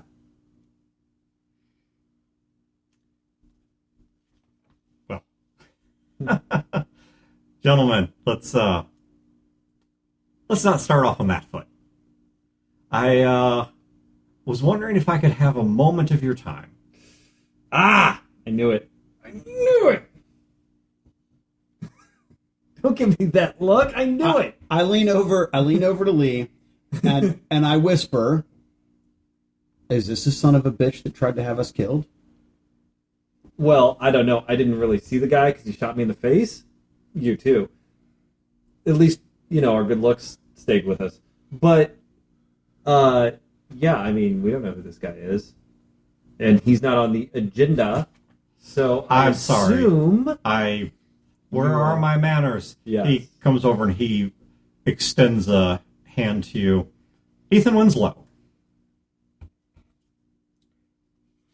What house do you represent? Straight to business. Not even an introduction first? Yeah, and I have not moved to shake his hand. Because the wrong interaction with you can get us dead. Yes, straight to business. Okay. A handshake. He motions I a did little- shake his hand. Okay, he shakes the Yeah. hand. All right. He's like, perhaps you can remind your patriots that a handshake is not sufficient to get you killed. We're not shaking on anything. It's just a greeting. Maybe bowing. Like short bow, kind of eyes up, It just would be out of place here. crass. Yeah, that's true. Liam, I don't know. The guy in there had this like kabuki mask thing going on. Lee, I'm going to need you to be less subtle. Was he involved or not? I don't know. I don't know who shot us. I just started putting facts together and made assumptions, and I hit it. I nailed it. I love it when I'm right. Although, this might screw us. But hey, Okay. If I had to guess, he's from one of the other houses and wants to have a conversation with us. Just a conversation. words can't hurt, can they? They can sting some, yeah. Yeah. Just like that damn contract. Words can fuck you. So, sir, how you gonna fuck us? I don't want to be in a position of fucking you. Then we're on the same page starting off. Good. Let's see if we can stay on the same page. I tell you what, All right. I step back and fold my arms. rather than all this tension, rather than everybody, swinging their cocks and all this stuff, why don't we meet you for lunch? And Lee names a place in the market. Sure. And you buy us lunch. All right, you by the market, you mean like the one down by the arch? Yeah. Just okay. They're the Yeah, big yeah. bizarre market. Yeah. Okay. He says, perfect. How soon? An hour? Give us give us an hour. We have to put our horses back and maybe freshen up. Come up with a game plan. I'm sure these guys won't load their guns and stuff. So Oh, I hope that won't be necessary, but It's not. an hour then. an hour. Thank you. It was a pleasure meeting you. Pleasure meeting you. He walks toward the car, opens one of the back doors, gets in it, and the car drives up the street. Before they pull off, I knock on the window. Okay. He hand rolls it down. Yeah. Can you have the driver honk the horn? He kind of leans around and says, Alan, give it a honk. And the beep, beep. And Thank you. And he turns around. They drive off. He just has this big smile on his face. And they honk, too. But they're like land elevators that honk. They're great. Well, I've seen a damn car before. I've just never seen one that worked. I know, right? Who was that man? No clue. He said his name. What was his name, Philip? Ethan. Still no idea. He's not with Holloway? I He said he wasn't. No, he didn't say he wasn't. He didn't say. He who- said he was with a house. He didn't. Yeah. I asked him which house he represented, and he specifically did not answer. Yeah. So, the whole thing is 10 different kinds of shady. So, yeah.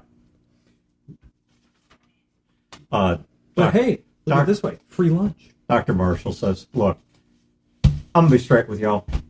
I don't give a shit what we do today. What is it you guys want to do today? Do you want me to take you to the market? Do you want me to give you a tour of the better parts of the suburbs? You know what I want? I just want you to smile. And have a great day. Okay, unfortunately, probably neither's going to happen because until you guys are done with everything, guess who's tasked to babysit? Wait a minute. Now, but you're leaving with us. Yeah? Oh, yeah. She's a polymath. Ain't she is? I mean, unless you want to reject my She's a- services and put that in writing. Because she's a doctor and a babysitter. I get it. I tell you what, why don't we go and put the horses away, and Casey can get his accoutrement, and then we can go to the market, and we can get some lunch. Does the doctor need to be with us? I can do whatever she wants. Wait. No, before she... Do we need her to guide us through the city? You don't have a choice. Because I don't have a choice. And what if we get shot? I mean, really? She's been ordered to watch us. No, I understand that. But what if I tell you different? Once we get through tonight and you fulfill your end of the bargain, you're the boss. Until then, Got it. I'm on loan. All right. Well, then we're going to go. Let's go back. Let's drop the horses off and let's get to this lunch. You'll love this place. It's really good. Yeah, I'm sure I will. And I'm sure I'll love talking to that man. And I'm sure that man had nothing to do with who tried to kill us in Herman. I mean, in Defiance. Well, I'm sure somebody tried to kill us in Herman, too, but who knows? See, no matter what, always, now this is a secret to business, to politics, to economics, that I am, as we're walking along, Right. that I'm going to share with you guys, is something I learned, is the most important thing that I can possibly pass on to you. When you negotiate, always negotiate over food and make them buy it. Because you get a free lunch. Even if you don't get anything out of the deal, you at least get lunch. Wise advice. Mm-hmm. All right, then. Since I do know how to ride horse, and I'm not scared of bareback, Which are unrelated facts, but Perseid, bareback. I'm gonna hop on back of Lee. Yeah. Lee ain't afraid of bareback. Yeah, hop on pop. I'm gonna hop on back of Lee, and I'm gonna ride him back to the compound. Yeah, you are. Okay, so you get on, I assume, Chief, actually, and... I don't want to ride Lee. Oh, the horse named Lee. Yes. Okay. The dark veil horse. Yes. Right. All right. And the GC. Yeah, so you got on top of Lee, and Lee's incredibly responsive, even without voice command, to the general, posture of horse riding. Right. Like, as you kind of, kick up on his sides a little bit, he starts going, and all you have to do is just lean a bit, and he's very responsive to the directions, and because you don't have a bit and bridle on him. Right.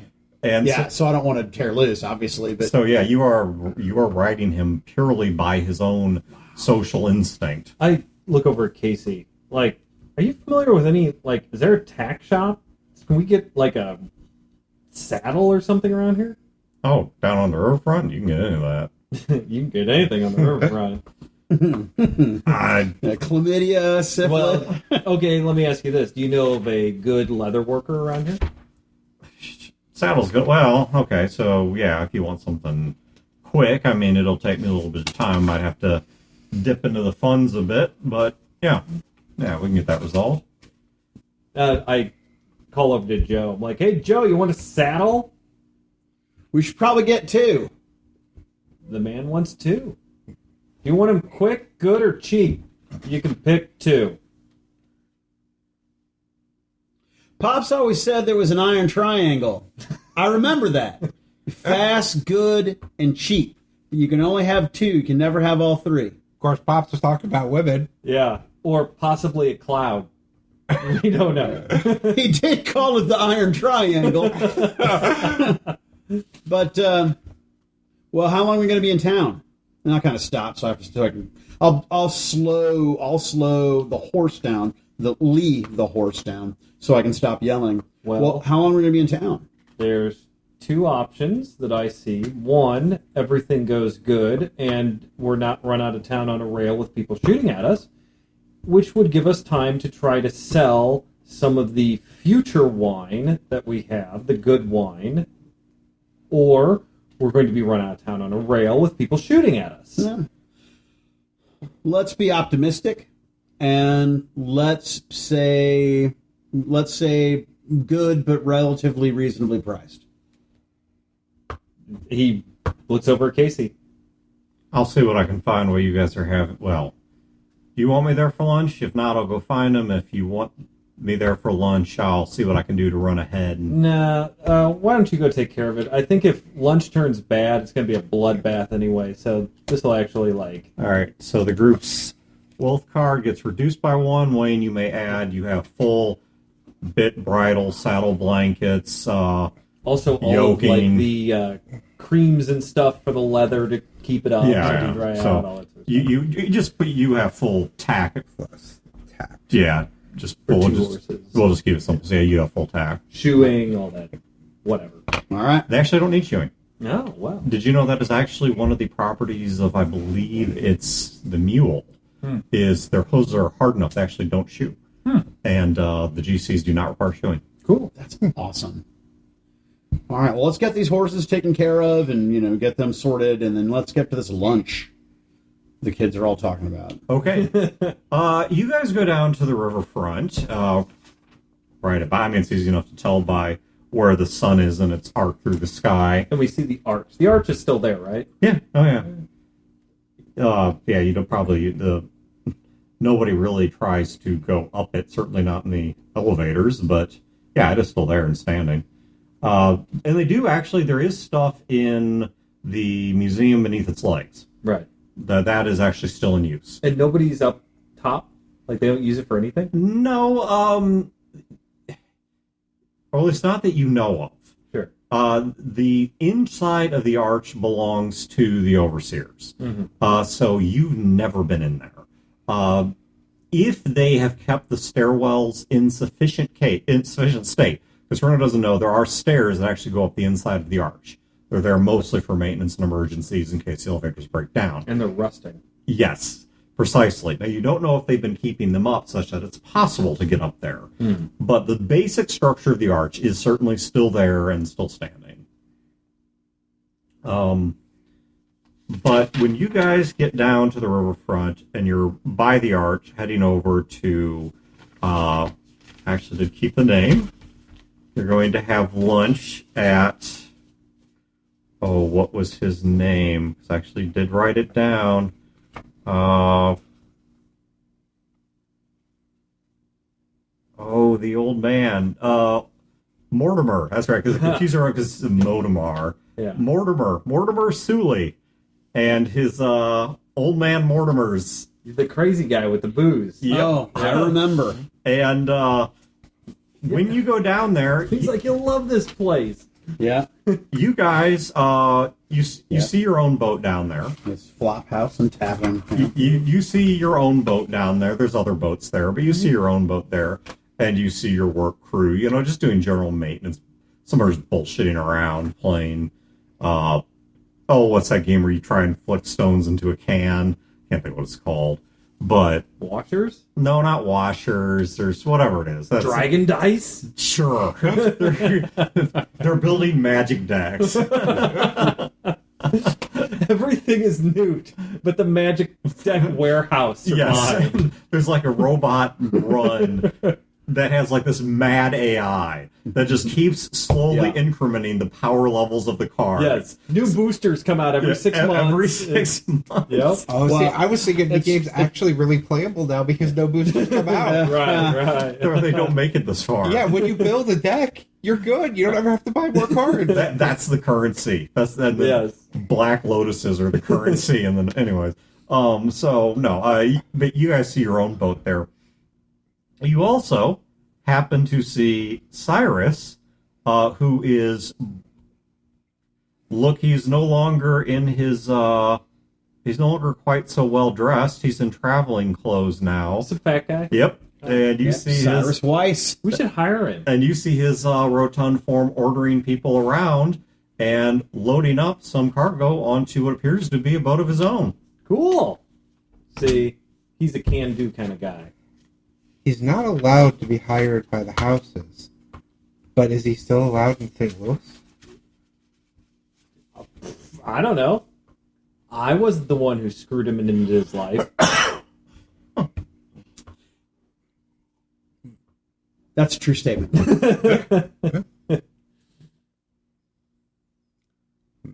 I don't like him having a boat so close to our boat. He's got a grudge against us. Upon Us? Are you sure it's not the other way around?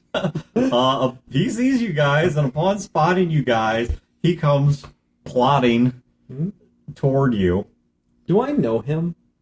You even No, I did. I interacted with Yeah, him. I you rode hops. around. No, it's No. Lee Well, because no, I I'm- rolled the social thing. Right. I yeah, flew it away. you did not spit in his book like Pops No, did, but right. yes, Lee did interact with him. But he knows you. He comes plodding towards you and is smiling. Well, everyone, give me a perception check. If you have anything, you have keen eyesight, so you may use your keen eyesight. Okay, so no critical fail.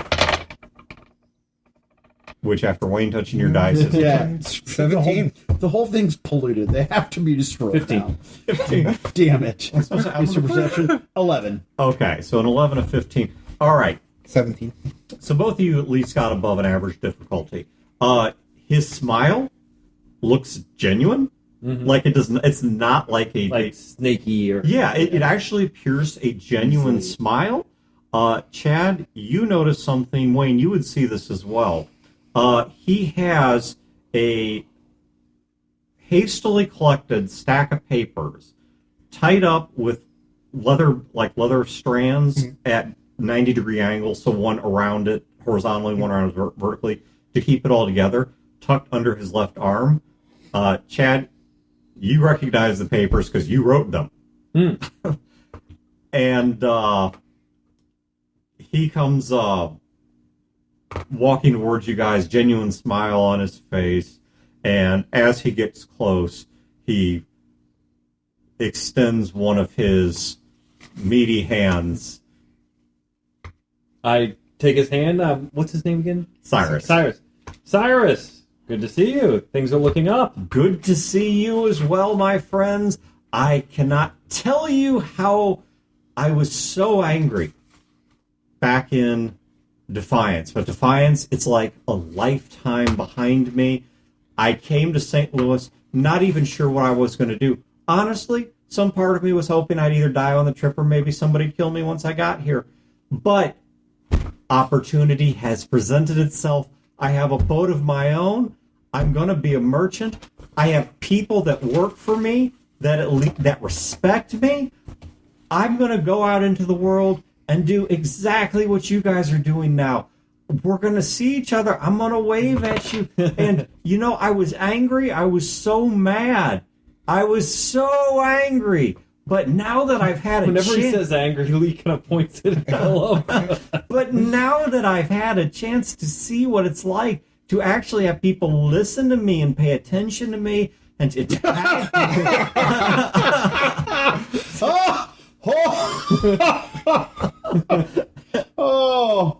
Oh, you are new at this. I can tell you that it's so freeing. I'm finally a man. How did this happen? We just got this to town like 2 nights ago, and we were on One of the fastest boats I've ever been on. Oh my god, the fastest boat I've ever been on. How did you get here and get a boat so fast?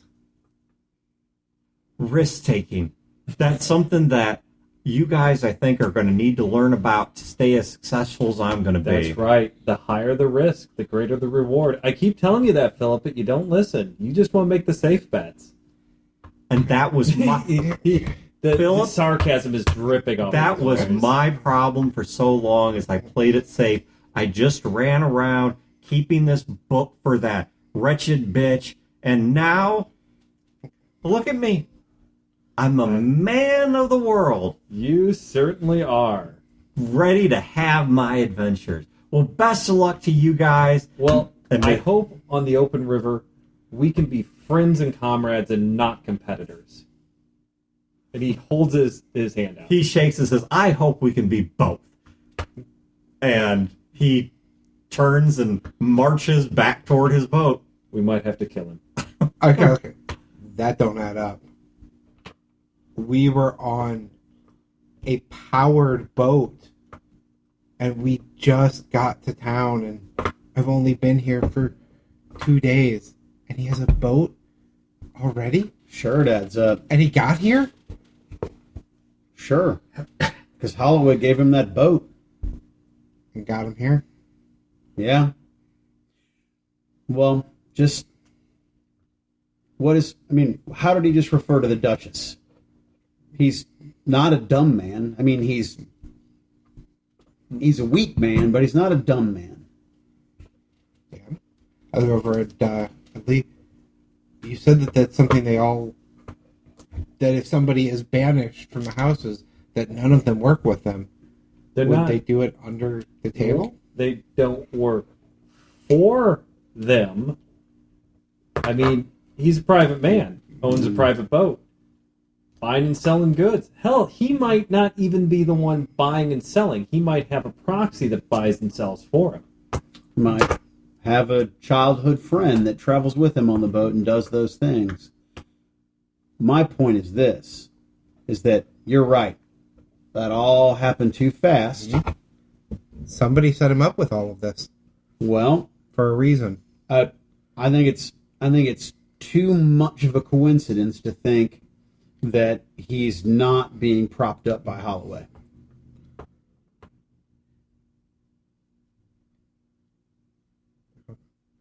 Propped up by someone. Well, think of it this way. You were propped up by somebody, Mm-hmm. and the devil is a bitch to pay back. He doesn't have any of that for free. No, he does not. And by how happy he is, he has no idea what he's doing or what he's getting into. Yeah, he looks like you the first year you were out. I say that. I wasn't here. Yeah. No, but seriously, he is probably going to get screwed. Somebody is using him. He is a tool. He's always been a tool, and he's going to pay for it. Now, we could either sharpen our knives and be angry and say curses, or we Let's could have be lunch. good citizens, and we're going to see him on the river.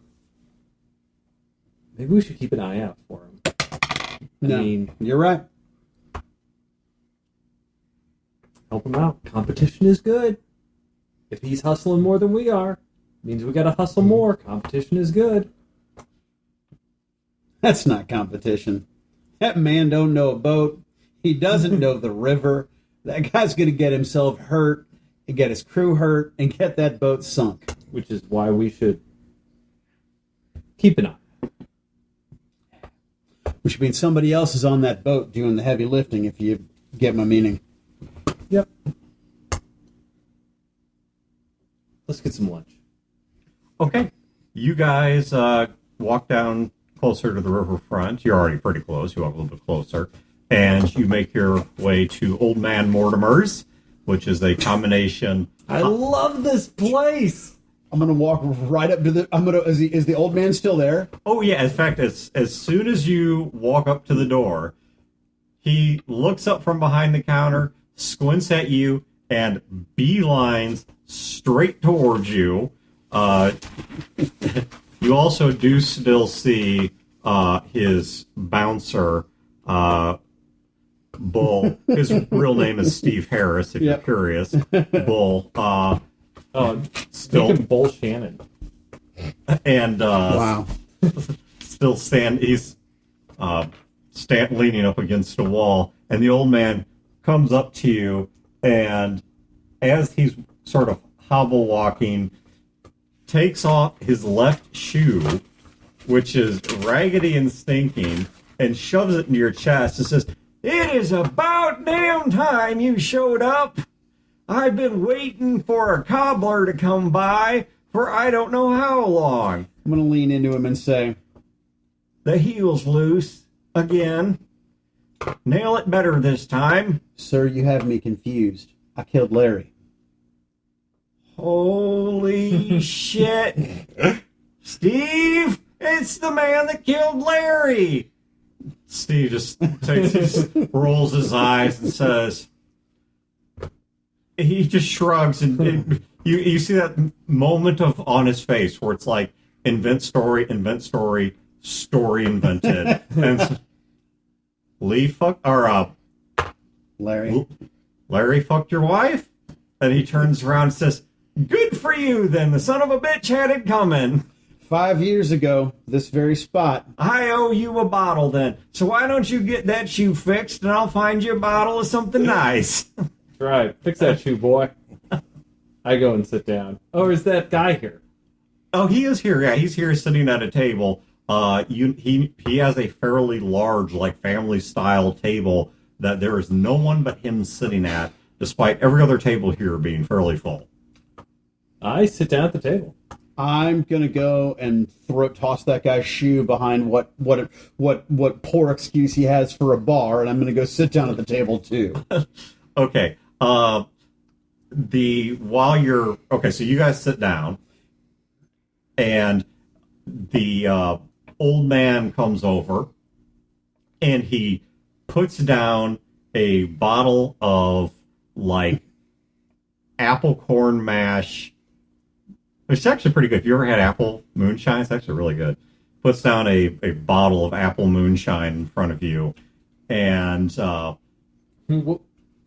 then reaches That's up. the price of killing a man. Then Larry's a son of a bitch. You don't steal another man's fish. You certainly don't fuck his wife. and then reaches under his arm, and he takes out 2 bottles of wine that he sets in front of Ethan.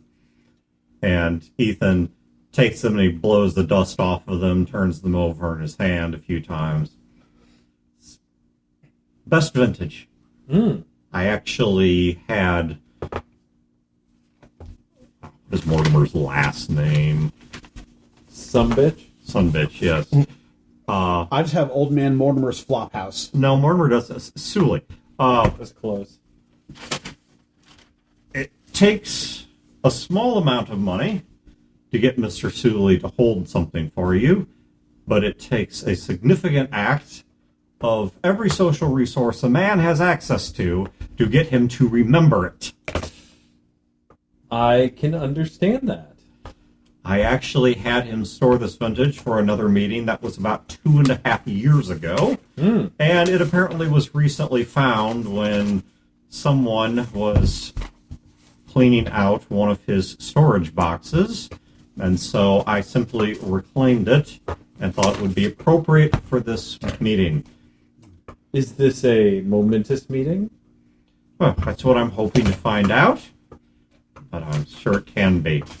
He takes out his watch, looks at it, and winds it a few times and says, "Well, unless you have any pressing appointments, other than the one tonight, of course, it looks like we have plenty of time for a leisurely lunch." Dr. Marshall, do we have any other appointments? Only the ones you want to make.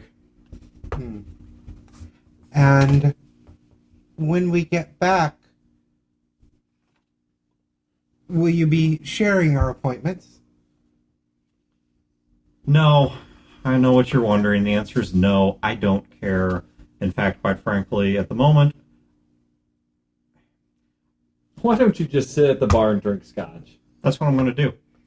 I didn't even hear what happened here, and I've never met this man before. So she walks over to the bar and sits down and starts drinking. I'm a people person. I understand what people want. What's Ethan's last name again? Winslow. Some bitch. Thought that was the barkeep's name. They're related. It's not a big town. He puts a black case on the table. Barkeep is Sully. Yes, Mortimer Sully. Oh, pops it open, and inside moves aside some crushed velvet cloth and takes out crystal glasses, sets them down, and then takes out a wine cork and uncorks one of the bottles and very carefully starts pouring it until there's actually a fair number of you until it reaches the bottom. And upon seeing Emily looks at you and What does the label say? these are a Defiance wine. Mm-hmm. And some vintage year. I actually am not even clear without Pre-war? looking. No. Okay. It is post-war wine. It is old. Mm-hmm. 12 years old, we'll say.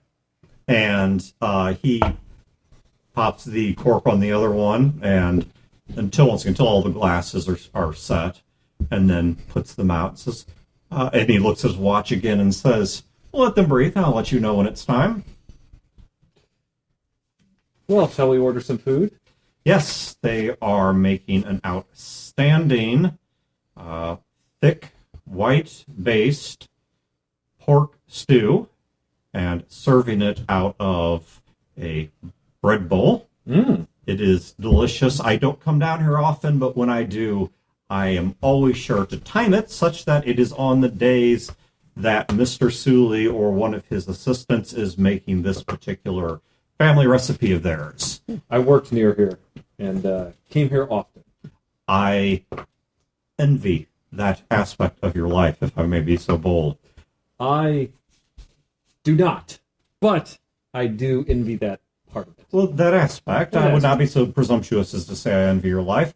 I don't know the road a man has walked, if it really does. So, What road do you walk?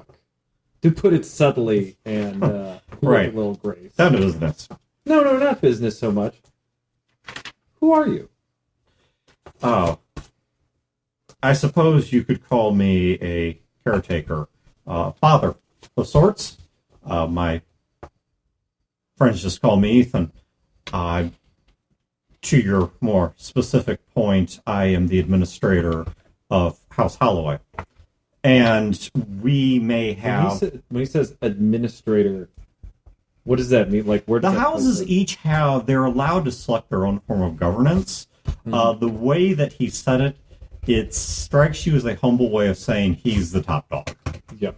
But they all have their own form of governance. Some of them actually are plural, more, they're governed by Right. groups or such. Holloway is not, but it's actually a bit more corporate in its structure.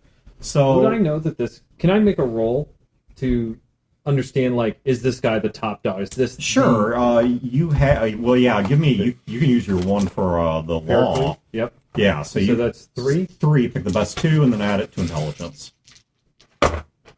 Wow. Thank God I'm really smart. That would be 15. Okay, that's still enough. Yes, he is the top. I dog. rolled 2 2s and a 1. He is the top dog. But then And again, Wayne did teabag my dice. So. there is something strangely odd about the fact that he's here alone. Yeah. But As he's talking, I just kind of casually look around. Are there any other patrons in the... oh yeah, Okay. Are these patrons, like, bodyguards and looking at us? okay. Now give me just a generic 2d6 plus perception. 5 plus 7. So 12. You don't see anyone. It's an average success, so you wouldn't notice anyone who's like top Right. notch. You don't see anyone that's obviously paying attention Yeah. to your table. In fact, going by the smells and the dress and such, Like, people are drinking and eating yeah, and talking. you think these really are just generic patrons? Do these guys walk around by themselves?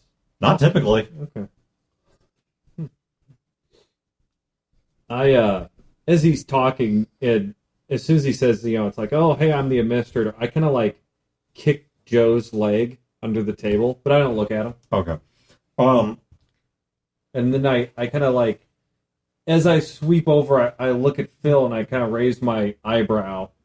Lee's trying to be really subtle, but he doesn't know how to communicate what he's just figured out to these guys.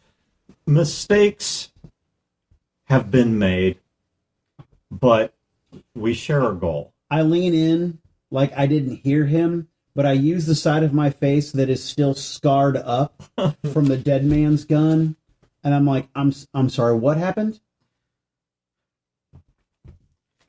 I have a very simple view of life. It's a view of life that I share with so many people that inhabit a world that's difficult. I love my own, perhaps dangerously so. I'm protective of my own, perhaps dangerously so. I want to love the people of Herman that way.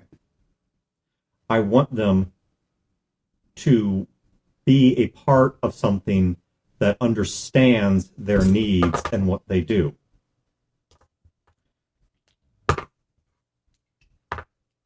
And you create a complication. Dangerously so. Dangerously so indeed, but I want to put that aside. I think it's too early to put it behind us, but I want to put that aside. Did you have a plan for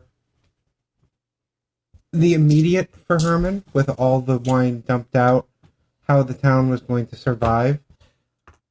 That was actually the mistake I was referring to. The one that he's understandably upset about was an issue of delegation. I did not specifically request that. But you're the captain of the boat. And I accept responsibility. If that's what you want, I accept responsibility. I may hold them responsible for their choices and what they did with that delegation. Delegation with empowerment, all that sort of stuff. But Someone bought the fancy water. but I love that song. I do take responsibility to you for the things that happened, and you have my deepest apologies. That was not what I had in mind. Forgive me for being on edge. Dangerously so. And last time I had a fancy meeting with people above my station, I misunderstood where they were coming from. Oh, yeah, speaking of which, the wine has breathed. Please. Oh, Lee takes some. So I don't Smells it, drinks it. Is it good? Yeah. I don't want to Does he take a misunderstand. drink? Yes, he does. I wait until he does before I Yeah, he do. does. He drinks it. I pass my glass over to Emily, and then I open up She, my moonshine. I open up my moonshine, and I take ting. a drink of my moonshine, and then cap it. And I'm like, I'll put it this way. You ever seen a kid implode a juice box? mhm. Imagine that with a wine glass. She's a brodor. So, I'm going to ask you a simple question. What would you do to the man that did this to your face? What would you like to do to him? He'll probably give them to you. Isn't the one that shot actually dead? I'm sure someone can be found. Your friend is correct. You had sufficient revenge against the one that actually pulled the trigger, but the one who gave that order. All right, I'm listening. Color is ambitious. I'm sure you'll say I'm ambitious too, and you wouldn't be wrong. But there is a difference between the two. Herman really is within the realm of things that we specialize in. And Herman is also sort of place that we could develop into a more prosperous, more functional city. That's what I want to do for it. I want to bring it into the fold. And I almost did. And then an unfortunate series of circumstances that, quite frankly, seem too well put together to not be orchestrated. But maybe it is coincidence. Stranger things have happened under the sun. And my grasp is now slipping, and tonight it is going to be challenged. And the only serious obstacle to me, the only serious contention, can be levied by the people sitting at this table. And I want to find a way to not make that happen. Dangerously so. No. There's no implicit threat here. Yet. Nor will there be. We were shot at. You understand our I hesitancy. understand your reticence, but that's... Look, I know who you used to be, Lee. Yes. To have you shot down right after meeting with me in a place so public, you know I might as well throw my own case away. My only play, if you want to be that direct about it, my only play is to convince you, to show you that we really are the better path forward. So Your what is only- the carrot? Your only play is to pay us, not convince us. So, what are you offering to us? Actually, I think you misunderstand. I'm not offering to pay you. I'm not a briber. It's Noble. not. You have family that lives there. All of you do. The best outcome of that town is the best outcome for you. The prosperity and happiness and peace of that town is the prosperity, peace, and happiness for you. Or it can remain the pawn at the front of Duchess's chessboard. The town wasn't particularly happy right before we left. The town almost fell apart. I and screwed up. We had to put it back together. There are things in there that occurred that caused me consternation because they were neither my order nor came from my organization. I still am looking into them. But broadly speaking, the failure to properly communicate a transition plan for the intervening year, I take on myself. There was a messenger sent. The messenger never arrived. I should have looked into it. I didn't. Do you know that the person you've sent to teach us to make wine is sick? I know that she has a form of seizures, yes. I try not to judge her for that. She loses her place for a moment. She always comes back, and she turns out a good product. I'm not going to throw her away for that. She's, what, sick? Defective? I don't know what word we care to attach to her, but I'm not going to throw her away for that. She does good work. She's a human being with a family of her own. Not trying to pull a sympathy card, just telling you the truth. She has 2 daughters. Does she still do good work, or does good work get done because of the people supporting her? Both. The people supporting her are still in defiance. She came by herself. Early supervision. We just evaluate, we prepare. It's not time yet to plant. It's not time yet to harvest. Okay, can I look over at Joe? Her purpose was to evaluate and also to meet with the McCormick family. Lee, that's your last name in case you're on. And also to meet with the McCormick family to talk about the coming transitions, to talk to the vineyard, to talk to the winery. The laborers were supposed to be addressed by a messenger bearing a message that never arrived. What was the message? The message was that help and payment were going to be sent for anyone who signed on to stay for at least 2 years, the year of no labor and then the first year of labor, ideally to give me a chance to win them over, to let them see that things were going to survive, but they would be provided for and paid fairly for those 2 years, one of which they'd be doing nothing outside of some work as needed to rework the wine growing areas and then the winery itself. That message never arrived, and I should have followed up on it. That was my failure. And so you didn't follow up on that. You put our town in a position where they were so angry that they were willing to commit violence against one another because of decisions that you had made. So you didn't follow up on the missing message. You created a situation where my kin and my neighbors wanted to do bodily harm to one another. You admit that was a mistake. You send men to negotiate or deal with us. You delegate to them, and then those men try to murder us.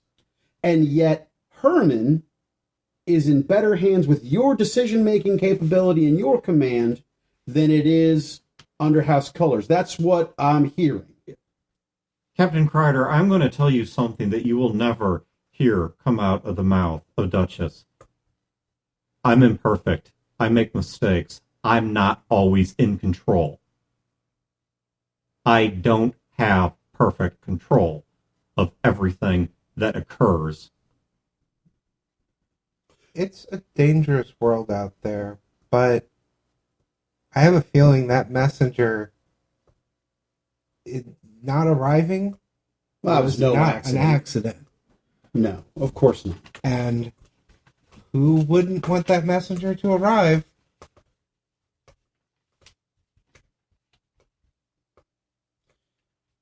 Again, I apologize for my anger, and I understand that I'm going to give you the benefit of the doubt, Mr. Winslow. I believe that you did not know that those men who tried to kill us were going to try to kill us. I believe that.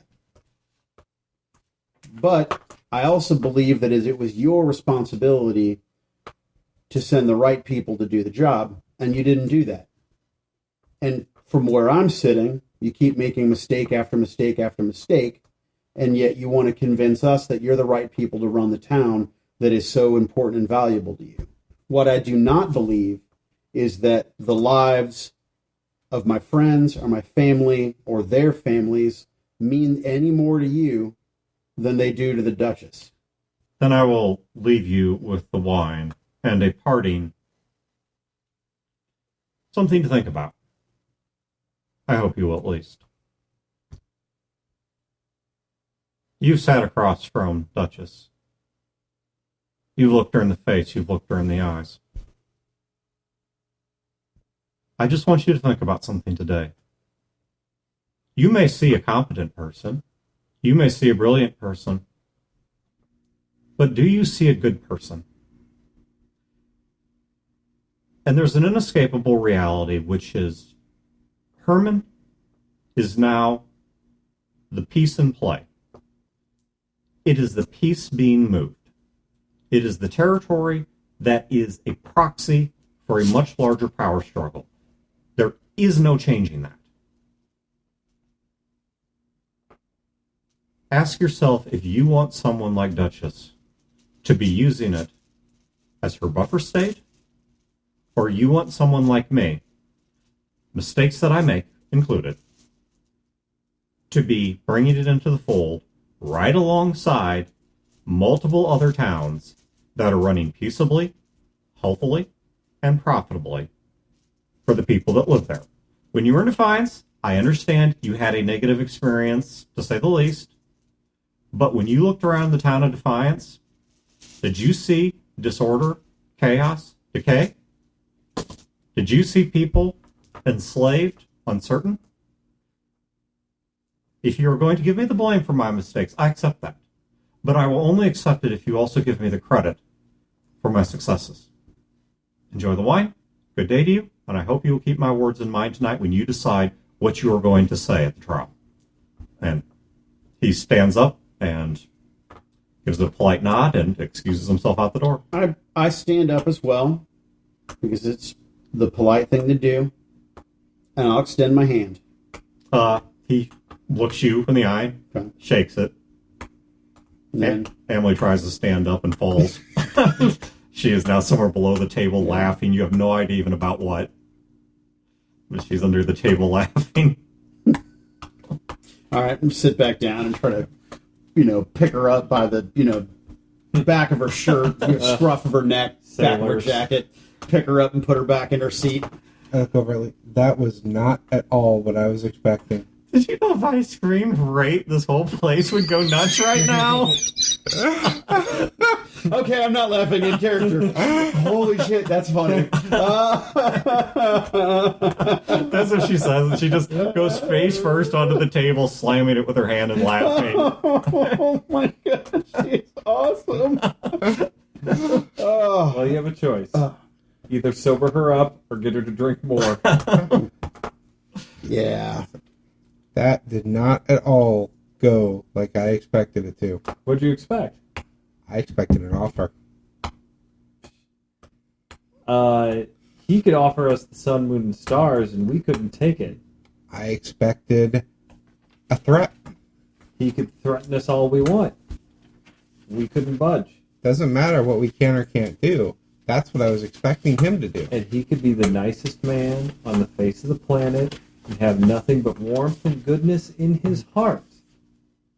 And we still can't go against it. So it bothers me. Because he didn't threaten us. He didn't offer us anything. Because he was being honest. And he recognizes the position that we're in. And he is hoping to appeal to our better nature. Yeah, except we're not suckers. Maybe he was being honest. I mean, you don't know. I don't know. I don't know for sure. But I believe that he believes what he said. I believe that he thinks Herman would be better with him. Now, before, there's no going back. I made my decision, and there's no change in that. Yeah, that and we signed contracts. And we've been partially paid already. There would be a lot of difficulties. I know changing things that the around. consequences would be really bad. Also, if it makes you feel any better, you believe everybody. There could be somebody lying to your face right now, and if they did it with a smile and a handshake and said, "Hey, I'm doing it for you," you'd believe them. Dr. Marshall comes over, seeing your guest having departed. Says, well, I can tolerate you guys a little more now. Did you know who he was? You know what honesty is? That's honesty. Yeah. Not a smile and a handshake. That is honesty. You did know who he was, huh? The thing I'm supposed to say here, I guess, is who. But, yeah. Because I had no idea when I sat down at the table that's who was on the other side of the table. Great. So, Yeah, a heads up would have been nice. well, you're going to... I think you did just fine. Thank you, because, tonight, ain't much going to prepare you for that. So, I suggest, unless you have anything else you want to do, we need to get back and start getting you guys prepared. Big show. All right. Let's get Emily back so she can sleep it off. Just going to the arena. It will be held at. Are you asking? I am asking her. It's going to be held at the theater. What happens, happens. But yeah, it's going to be held at the theater. Around the pit. Amelie's not required, correct? No. Yes, because you guys, she was the one that identified. And it was only one glass of wine chug. She should be fine by tonight. She probably have a headache, but Joe, right, let's get some water in this kid. Joe, are you prepared to watch someone die a violent death based on a decision you've made? What are you talking about? We're going to testify. I look at the doctor Lee. and my eyes. I tried to warn him. I really, really, really tried to warn him. at this point, I don't think we should discuss anything. I think we should just go back, get you guys ready. Lee looks I And look at you. just- upset. You said arena, and I heard the word pit. Tomorrow, look, this time tomorrow, it's going to be done. Whatever happens, it's going to be done. For the first time, like, ever, Lee looks, like, really... Not upset, sad. He looks really sad. Who would be fighting? Is it representatives? Why is anybody fighting? I thought we were talking. All you have to do is talk. Look, we need to not dwell on this. We need to get you back to the compound. We I need to told get it you. was bad. We need to get you cleaned up and get you ready. And all you have to do is say the things you told Duchess you're going to say, and your part's done. By this time tomorrow, we can all be on the river. God help me. We can all be on the river. And this is just so much in the distance. Come on. Stand up. You sit there without... We got to get momentum. Okay. Stand up. I take one of the bottle. I take both the bottles of wine. Did he open both, or is just one open? One is fully emptied, one is partially emptied. Okay. Well, I take the half full one. Ooh, excuse me. Casey, he comes walking in and got a piece of paper folded up in his hand. Walks over, hands it to Philip, says, "Bill receipt or bill sale." I look over it. It's all the tack and stuff. That's what I figured. Is it the price? Yeah, everything looks good. It looks good. Good Pricey, deal. but Yeah, I mean it's not cheap stuff, but yeah, it's within what you had expected. It wasn't. He didn't get ripped off. Seeing, he kind of looks at Amelie and's like, "Well, guess I'm carrying a kid," and he picks her up and puts her over his shoulder and starts walking. It's like Master Blaster.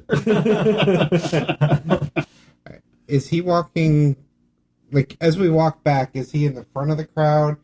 Is he back some? He front-ish. He knows where he's going. I mean, if you're trying to talk to him, Yeah, without... there's no one really all that close to him. I come up beside him. The thing is being held in the theater. There was talk of an arena, Yeah, and there was mention of the pit. yeah. The doctor doesn't want to discuss it ahead of time. But I don't like not knowing what we're walking into. Who's going to be doing the fighting? Not any of you, if that's what you're worried about. No, I'm assuming Not it's me either, my if class. that's what you're worried about. Do they have representatives this is their job? Yeah. That have accepted that they do this? That's why they call it the machine. Every part has a purpose. Cog is a cog, a belt is a belt, oil is oil. So the people fighting, this is what they do. This is... Yeah, unless they get lucky and manage to walk away from it all. But yeah, does Joe ask that? Well, I'm assuming I don't hear this conversation. I don't know. I'm trying to get far enough... I was far enough away Look, from the doctor. That they're she not.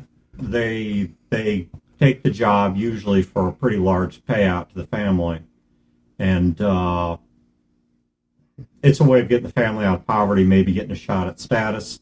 And they go in, they live a lifestyle that's not made for the long haul, and either they die in the pit or they die because of what they had to do to survive in the pit.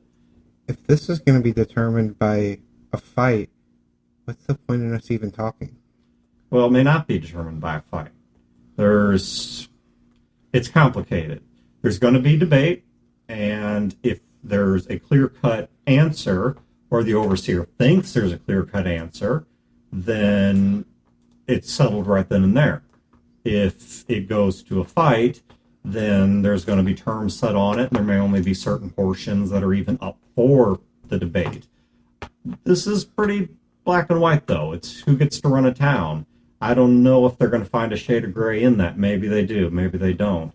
But there's also, it matters because of politics. Sometimes the things that are said, they get people thinking. It's not about the effect, the immediate effect, but it's about, it changes the way people talk about things, the way people view things. So if we're convincing enough, then the fight might not be needed. It's possible. Don't tell Joe that. That pressure. You want to talk about pressure? One of the people that's going in there tonight is a good friend of mine. You know who's going to be in there? Bum, bum, bum. I know one of them at least. I have my guesses on the other. I know one of them. Do you know whose side? Holloway. Want to cheat? I hope it doesn't come to the fight then. Yeah. But I think it's going to. I really think it's going to. I think he does too. And he probably knows the situation better than I do. This town's fucked up, man. It's fucked up. It is. But you know what you can always say about it is it's fucked up in a predictable and controlled way. It's the difference between a campfire and a forest fire. This is a campfire. It burns stuff. Sometimes it burns people. But it's contained. It's controlled. It serves a purpose. And good comes out of it. Sooner we're out of town, the better I'll feel, though. I'm not arguing that with you. You understand the life I came from. No, I don't think I do. I'm getting glimpses of it. Well, maybe it's a story I shouldn't tell you. I sort of, Lee hands you the know. bottle. Oh, no, thank you. I'm good. And I pull out. I've got my mason jar of apple moonshine that I have deliberately not offered to share, and put it back in my jacket All right, pocket. you guys arrive back at the brickwork sort of monastery-looking cathedral sort of thing, and are taken back to your rooms. But as Emily starts to sober up, the doctor is tending to her, making sure she keeps drinking water, Right. and giving her aspirin, because aspirin is within an industrial level technology to make, and is giving her aspirin to try and help her with the headache. Well, also another thing that helps with that is she's probably giving hers a really, really, really mild dose of cocaine, but... I'm drunk too. yeah. So I am making, when I go to my room, I make notes on basically everything I've seen in the city, which is something I already was doing, but throughout the stuff I've seen throughout the day, and making notes on what I know of the houses. Because I'm guessing we don't know what all the houses do or any of that. So I'm making Lee notes. Lee does, but the rest of us don't. So I'm making notes. House color, machines, All right. House Holloway. I'm just gonna lie in my bunk and think. Are you door closed, door open? Door closed. Okay. There is a knocking on your door. Who is it? Duchess. I do kind of feel crestfallen. And I get up out of bed and I open the door. She has two assistants in tow, and she says, "Tonight, things are going to go as planned. Nothing's changed your mind." If you mean our lunch with Mr. Winslow, everything's going to go as planned. You had lunch with Mr. Winslow? I just assumed that Dr. Marshall told you. Lee's like sitting in a chair like down the hall, the lounge area. He hears this. He just puts his bookies ring over his face. I knew Dr. Marshall was dissatisfied. I was not perhaps clear on the depth of that dissatisfaction. Well, But then perhaps let me re-ask the question with even more directness. Is anything about tonight going to change? Is there going to be any surprises that I need to know about? No. The answer is no. Duchess, we have no intention to renege on our portion of the deal. All right, then I present to you. First of all, she hands you a piece of paper. You can do what you want with this. Lee, can you come here, please? Lee puts a blue ribbon into this hardcover book he's reading and gets up and walks over. When I hear all this, I come out and I've got the book that she had sent kind of in my hand. Yeah. Like, Duchess, may I have a word with you? In a moment, if you would please allow me to finish this first. Of course. Subtle. Real subtle. Well, the Duchess has words. It's the buyout of his contract. Yeah. It basically is signed that the contract is now in possession. It's basically a two-step contract. Yeah. His contract has been transferred to possession of House Color, and then one below that, debt forgiven. And so it's a transfer and then buyout of the contract.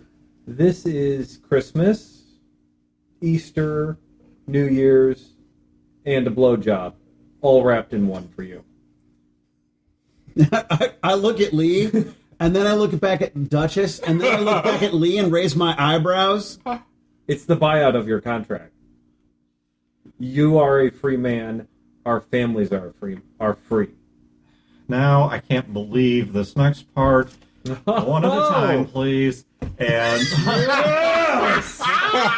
on big, thick, loose leather, black with silver buckled belts, she hands you guys one at a time it's like red painted wooden handles with a brass hand guard, not fine steel. If you actually draw it and touch it, it is extremely sharp. These are very well machined. Cutlasses, so everyone add a cutlass, 3d6 damage. What? Obviously only works face to face, not a ranged weapon, but Unless you throw it. yeah, it's going to do a whole lot less than 3d6, but so your cutlasses. I strap mine on. Gotta make sure that belt fits. Please don't draw those tonight, and also per our agreement, these must be returned, but one at a time. She passes out to each of you a ceramic vest and helmet. These are on loan for the evening. These I require Evening wear. back. But it was part of our agreement that I would armor your vital organs for this evening, so there you are. Well, thank you, Duchess. Philip, here or elsewhere? I motion over to the side, kind of away from the group. Okay, she steps aside, folds her hands behind her back, and arches an eyebrow. Is there anything that we can do? Ting, ting, ting. Aha! How about thee? Yeah. Is there anything that we can do outside of what we're already going to be, the story we're already going to be sharing, that can help prevent tonight from going to fight? No. Present your story as best you can. How it ends, even I don't make that decision.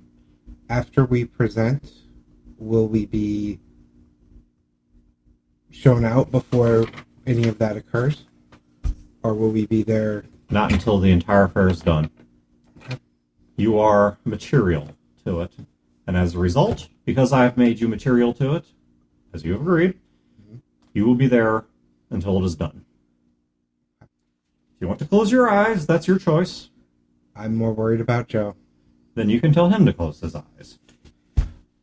I'm still hoping that we don't have to tell him anything, that our story will be enough.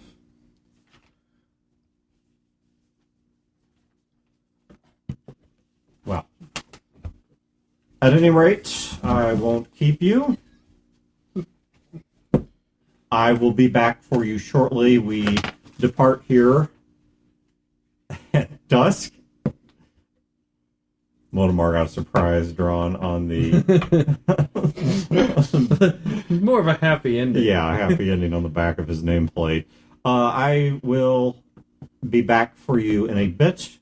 We will depart around dusk, and the trial will begin shortly after nightfall. And she and her two assistants leave. All right, I'll take my cutlass off, and What? I'm going to sleep with this. obviously I want to keep that contract, right? So I'm going to fold it up and put it in, my jacket pocket. Okay. You have it in your jacket pocket. Another hour or two passes.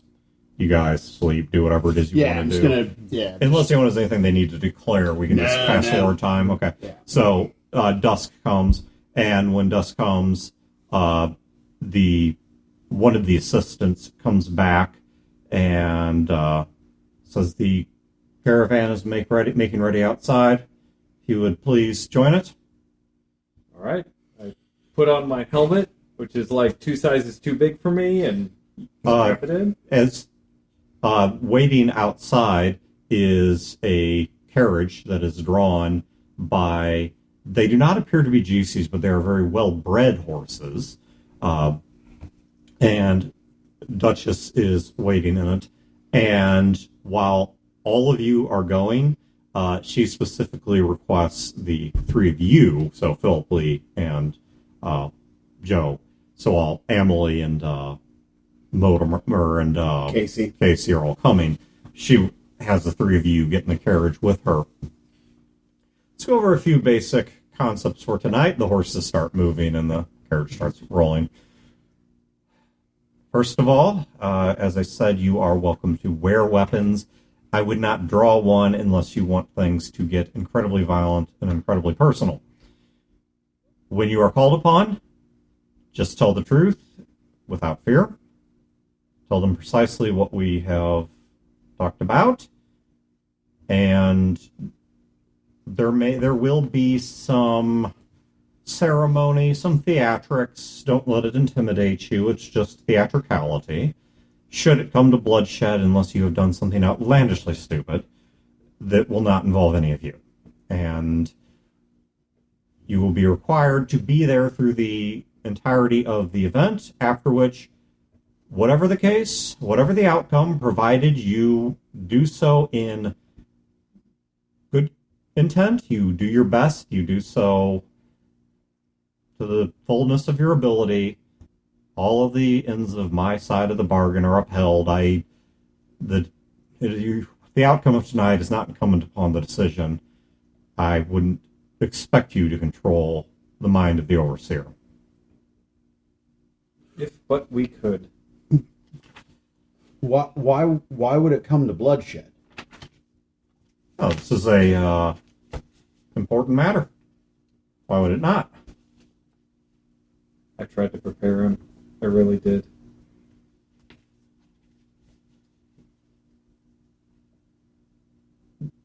Captain, surely in your life you've seen violence. This is nothing new to you. I've been fortunate that my experiences with it are few and far between, but yes. Well, then hopefully there won't be one shortly after this. So they can remain few and far between? No, I understood. Don't doubt yourself now. Don't think about it. Just get out there and do. I'm not doubting myself. She leans back in the chair and says, "That's all I need."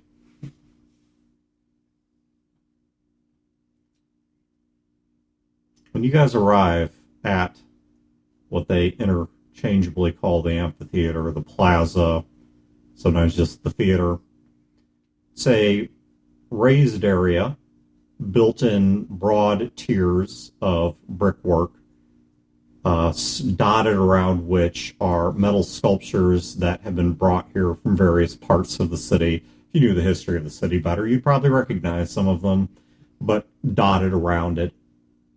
And surrounding it is a crowd of people that is normal crowd noises. It doesn't look like a riot or anything, just kind of normal crowd noises. The shadows of a few of the taller buildings, some inhabited, some dilapidated and collapsed, surround this area.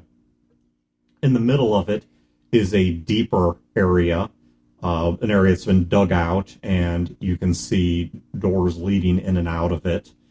It appears to attach to an underground network of some kind. You don't know how complex it is, and it doesn't open anywhere up here, at least outside of in the pit. And then raised up, so we'll say at the 12 o'clock position of this amphitheater, raised up is a much higher platform with space on it for several people, and then a throne-like chair and on either side of that are two braziers made out of stone. And when you guys pull up, the crowd parts to let you guys through, your caravan through, and you are put up on what would be to you the right hand side, so this would be the 3 o'clock position of the amphitheater. And what's there is your party, the Duchess, and then a handful of the Duchess's assistants and one of her masked. And on the 9 o'clock position, opposite of that, you see Mr. Winslow, and then a fairly similar contingent from his group. It's a bit smaller because he doesn't have material witnesses there. The only person that he actually does have with him is, what's her name? The woman that actually had the seizure. He does have her with him. If anybody says, "Can you dig it in the course of tonight?" Emma. I'm leaving. That's Fowler's. Yeah. It's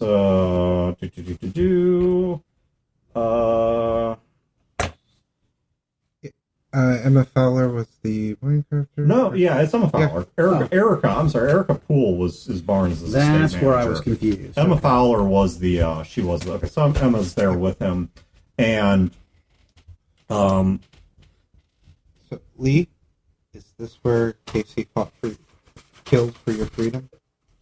Casey's there on there. Yep.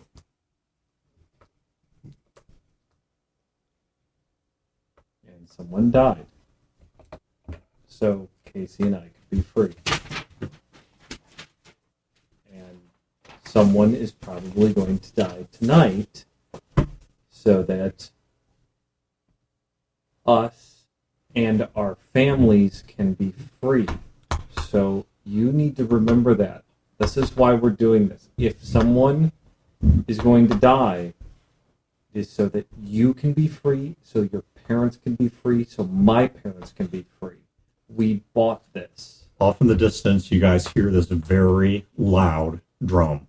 Just boom, boom, boom, boom, boom, And I lean into Boom. Lee as this is going boom, to kind of boom, cover boom, as I say it. boom, boom, House Holloway's boom, fighter. boom, is Casey's boom, friend. Boom, boom, and the crowd falls dead quiet, and a guy dressed in more shrouds than robe or mask walks up, and with a spark lights each of the stone bowls, which burst into a blue flame. And the drum gets louder and louder as it gets closer to the theater. Boom, boom, boom, boom, boom, until you can see at the 12 o'clock position two armed guards walk up, followed by a guy, barefaced in white robes. Followed behind him is a man also in white robes, but it's a very, very ornate, multifaceted hood. The front of it, like his mask, is the front of a human skull that has been affixed to the cloth that drapes over his face. And behind him then is another man in a white, once again, a white like cloak or like a robe, nothing on his head, and then two more armed guards. And he goes up, and the guys in white stand on his right and his left. He sits down in the middle. That skull, from the way the lights burn, it appears to just be it almost looks like there's nothing under the hood but the skull. The black cloth and the way it's hung, it looks like it's just this skull floating in this hood. And at the moment he sits down, the drum instantly stops, and everyone is so silent. I mean, it's getting to be, now in autumn, there's not birds or bugs. It is just dead silence. You can hear a dog barking in the distance, and that's about it. And he then speaks, yelling out from beneath that hood. Standing before us today is a case to be decided. House Holloway and House Culler. House Culler is the adjutant against a prior decision. House Holloway currently stands on the right, and thus they stand to my right. And he raises out his right hand towards House Holloway, and Winslow nods towards him, and he says, on my left, the adjutants, the plaintiffs, those that disagree with right as it currently stands, those that wish to rewrite what has been written, stands the representatives of House Culler. You are on my left, that you know that you are not left out of decisions and not left behind. Now, we will allow the adjutants to speak first. The decision will first be brought to me. I will reread it, and then they will state their case against it, and then House Holloway will state its defense of the document. Debate will continue for as long as I deem it necessary, or until other rights are deemed to be allowed. And so he holds out one of his hands, and a guy runs up, hands him a piece of paper, and then scurries back down from the platform. And he unfolds it and says, per the document that I hold in my hand, oversight of the town of Herman, of the former territory of Missouri, of the former territory of the United States of America, was to be handed over to control, transitioned throughout the next 12-month period, starting as of 1 month ago today, to the control of House Holloway on the grounds that its primary industry is not within the realm of House Culler and therefore not in keeping with the function of the machine. House Culler wishes to challenge this decision and has stated to the overseers, and thus to myself, the overseer, that they have evidence that this is not in keeping with the best interest of the machine. And throughout all of this, there is no response from the crowd. There's no cheers, there's no jeers. They are just dead silent. How big's the crowd? you would wildly head count 1,000, 2,000 people. And so he turns and says, House caller, state your case. And Duchess, she says, I stand before you as the Duchess, the ruler by right and without competition of House Color, which stands in good order and good standing, both before the overseer, within the designs of St. Louis, and within its functions of the principle of the machine by which we are guided. And I state to you that just as it is a principle of the machine, that every part has its part and every mechanism has its place, it is also a principle higher than that. Indeed, that principle proceeds from the need for order and for function. Without order and without function, the machine does not operate. And the control of territory and the control of industry is given from this need for optimal order and optimal function. As I said, it proceeds from. It does not come before,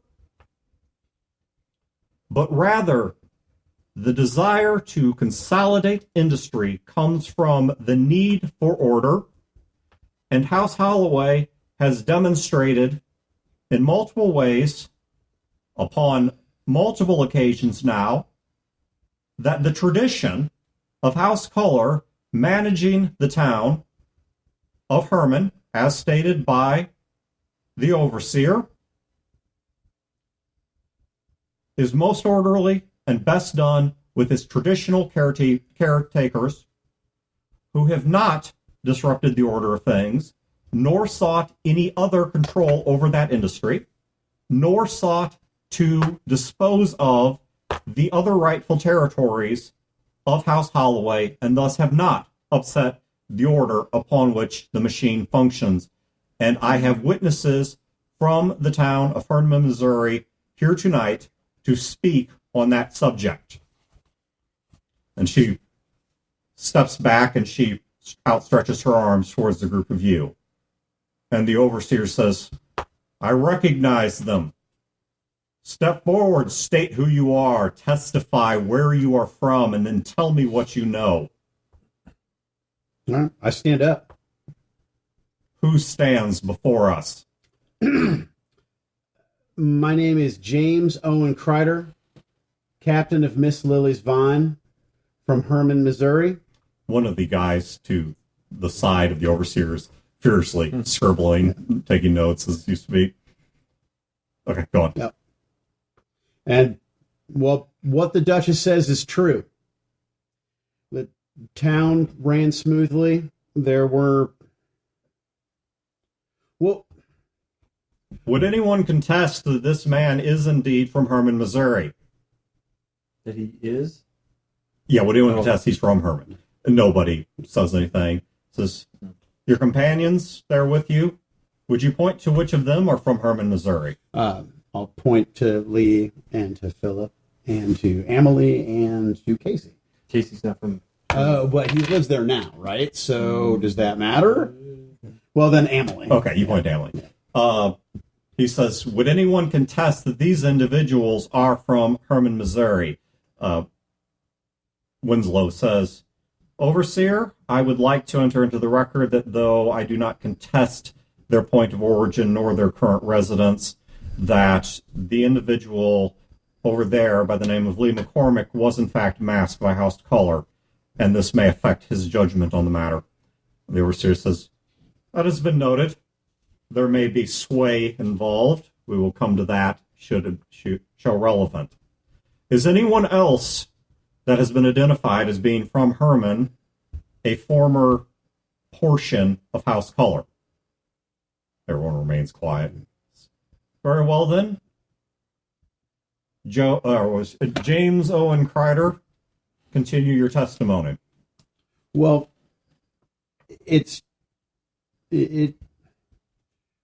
things always ran smoothly in Herman. I've lived there my whole life. And things ran smoothly until recently. Recently, things got, well, it's like something mucked up the works.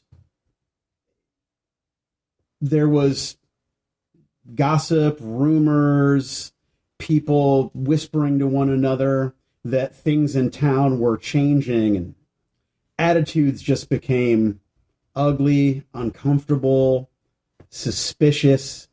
But it got to the point when it became public knowledge that control of Herman was shifting from House Color to House Holloway, that things started getting really bad with the people, and they made this decision to dispose of all of this stockpile of wine that we had in order to make room for new wine, which was going to leave people out of work and out of food for the better part of a year. The decisions that were being made behind the scenes got so bad that it came to potential rebellion among part of the population and another part of the population. And we never had these kinds of problems until the decision was made for this recent change. Now, I don't personally know the people who were in charge of those things, the people that were in charge of making those decisions, but the person who was the head of that house who made those decisions told me himself today that he made mistakes in the transition to take over control of Herman. Do you have any other testimony in this matter you wish to enter? No, sir, other than things were just fine and worked very smoothly without a hitch until about a month ago. I speak now directly to those that are accompanying you. He points to Philip. Do you concur with his testimony? I do, sir. The town ran very smoothly. Individuals came into town, said that we were changing house, demanded that all of the perfectly good product that we had on stock be destroyed, with no plan given for the town to feed itself or be able to afford the basic necessities of life. The folks on the dock knew that they weren't going to be loading boats anymore, and they made violent and hard choices because they're afraid for their families. The town's stability crumbled, and the town itself almost broke into a civil war before we intervened, because we wanted things to run smoothly like they always had. Motions to plea. While it has been lodged against you that you may be biased in your presentation, do you concur with the material evidence? I concur.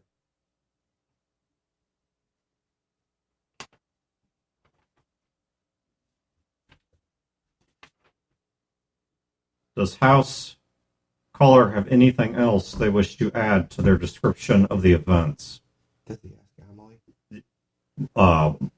Duchess kind of nudges Emily forward. She's grabbing at her head and kind of like a little bit cross-eyed, but she does step forward and says, I do. And he says, state your name. Emily Owens, resident of Herman, Missouri. And she kind of like blinks away from the fires. And she says, I witnessed that there is a medical difficulty with the woman that's been placed in charge of the transition. In meetings with my father, she has episodes where she's not herself. She seems to be like she's not paying attention or she's asleep even though her eyes are open. And I've been told by doctors that it's a form of seizure. And it concerns me because there may be information, even important information, that she might miss while having one of these seizures, or especially at a time that's as difficult as these people, as my friends here described it. That's it, I guess. And she steps back. And the overseer turns to Winslow and says, do you contest specifically any of the statements that have been made to this point? And Winslow says, no, Overseer, I do not. Overseer takes the piece of paper he's holding and he throws it into the fire on his right. He says, then this has been destroyed, it has been burned, it is no longer in the right. Now, House Holloway may state its reason why it ought to be in a new right. And Winslow says,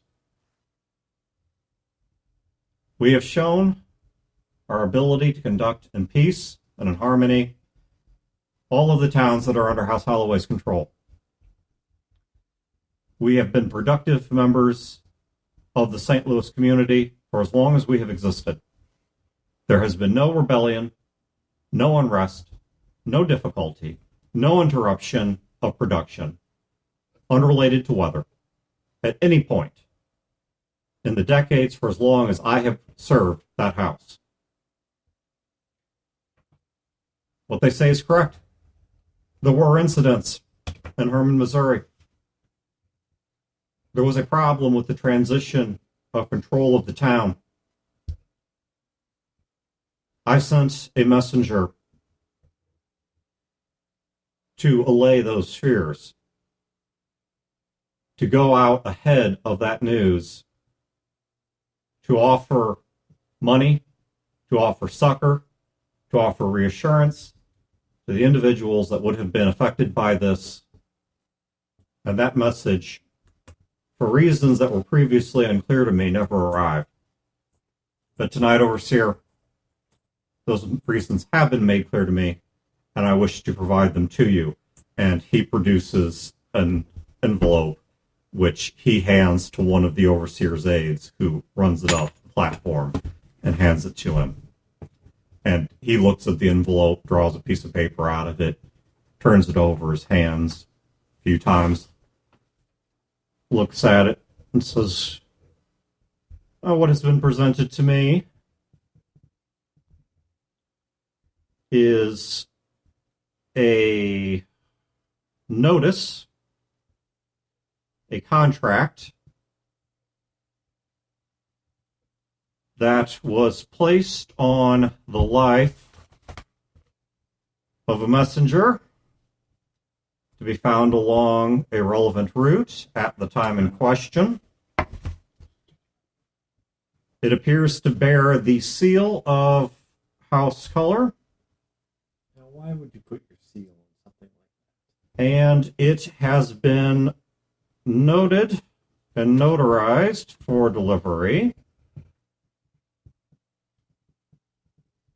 by... I need to organize my NPC list better. that? I was going to say, if you say Lee McCormick, I'm just going to start shooting. By James Weldon. See the guy who notarized his piece of shit? James Weldon is the traitor. Who took a bag of mail from Wayne specifically to take. Gotcha. Way to go, Philip. He turns back to he offers the note to his assistant, who takes it down to the Duchess. She looks at it and says, "This is not my seal. This is the seal of an individual who was one of my clerks until I dismissed him. He has been exiled from the machine." And the overseer says, "Was he, though, in your employ at the time that this was delivered, during the time frame here, and also at the date of notary by James Weldon?" And she winces but says, "Yes, overseer, he was." And he says, "Very well. The truth has been destroyed. A new right must emerge." And Duchess points at Winslow from across and says, "I challenge. Let there be war. Let there be combat. Let there be decision. I will not allow this weasel, this liar, this manipulator of events to have his way here." And Winslow looks back at her and says, "Overseer, we came prepared for this eventuality, her inability to accept the truth, to accept responsibility for her own actions, and we accept." And the overseer says, "State your champions." And she says, "We have before us tonight the champion Alistair." And you could hear several bolts being moved on one of the doors. And cheering from the crowd? Are they like... There's a growing murmur. There's no cheering yet, but there's a growing murmur. And he says, "Very well, House Holloway, your champion." And they said, "Overseer, tonight we enter in as our champion the rightly contracted free agent known as Sunset." And the overseers, and you can hear several bolts being moved on the other door. And the overseer says, "Then bring out your combatants. And when the drum is sounded thrice, combat begins. And let war be conducted between the houses. And let this war, let this letting of blood, write the new truth that will stand between the houses to maintain peace and order for so long as the machine shall function." And the doors open, and out of one of them walks, out of both of them walks rather big men. Out of one of them walks big black guy that is Sunset, which Lee and Casey interact with last game. Over part of his head is a metal sheathing. There's metal sheathing that goes down his arms. You can actually, in the light, occasionally catch a glisten of blood around the seams of some of the sheathing. As he's walking out, he's opening and closing his left hand, which seems to have parts put through it. And as he does so, you can see a spike that's extending and retracting from part of the sheathing under his arms. And the other door opens. Guy comes out, long hair, braided down the back of his head, beard braided into a forked braid, and part of one of his arms is completely missing, and in its place is a large serrated blade. And he's got what appears to be like a rubber type, like made out of like tires, like think really thick rubber type armor that's over a lot of maybe concealing metal, and it probably is concealing metal under it. And he comes out and roars and thumps his chest as Sunset appears to have more of a restrained appearance. And both of them at that point, both fighters, they draw out a hypodermic needle, put it up under their chins, or up under their jaws rather, in the neck, and mainline something, and then tossed the things aside, and both of them kind of pause for a moment, clench their fists and grit their teeth, and then just seeing their faces just become almost blank, serene. And you hear one strike of the drum, two strikes of the drum, and then you hear that third boom, and the two men run at each other. As they do, the first guy, he swings that blade around, its serration, and it hits Sunset and grabs part of the metal that is on him. And he puts his foot up on Sunset's chest and begins pulling back, and you can see that metal plate being lifted up and away from the flesh, and you can see blood starting to pour down from where it does. As he's doing that, Sunset, rather than moving away from it, moves into it to try and take some pressure off of that, to let the plate go back into place, and comes up with that arm that has the spike.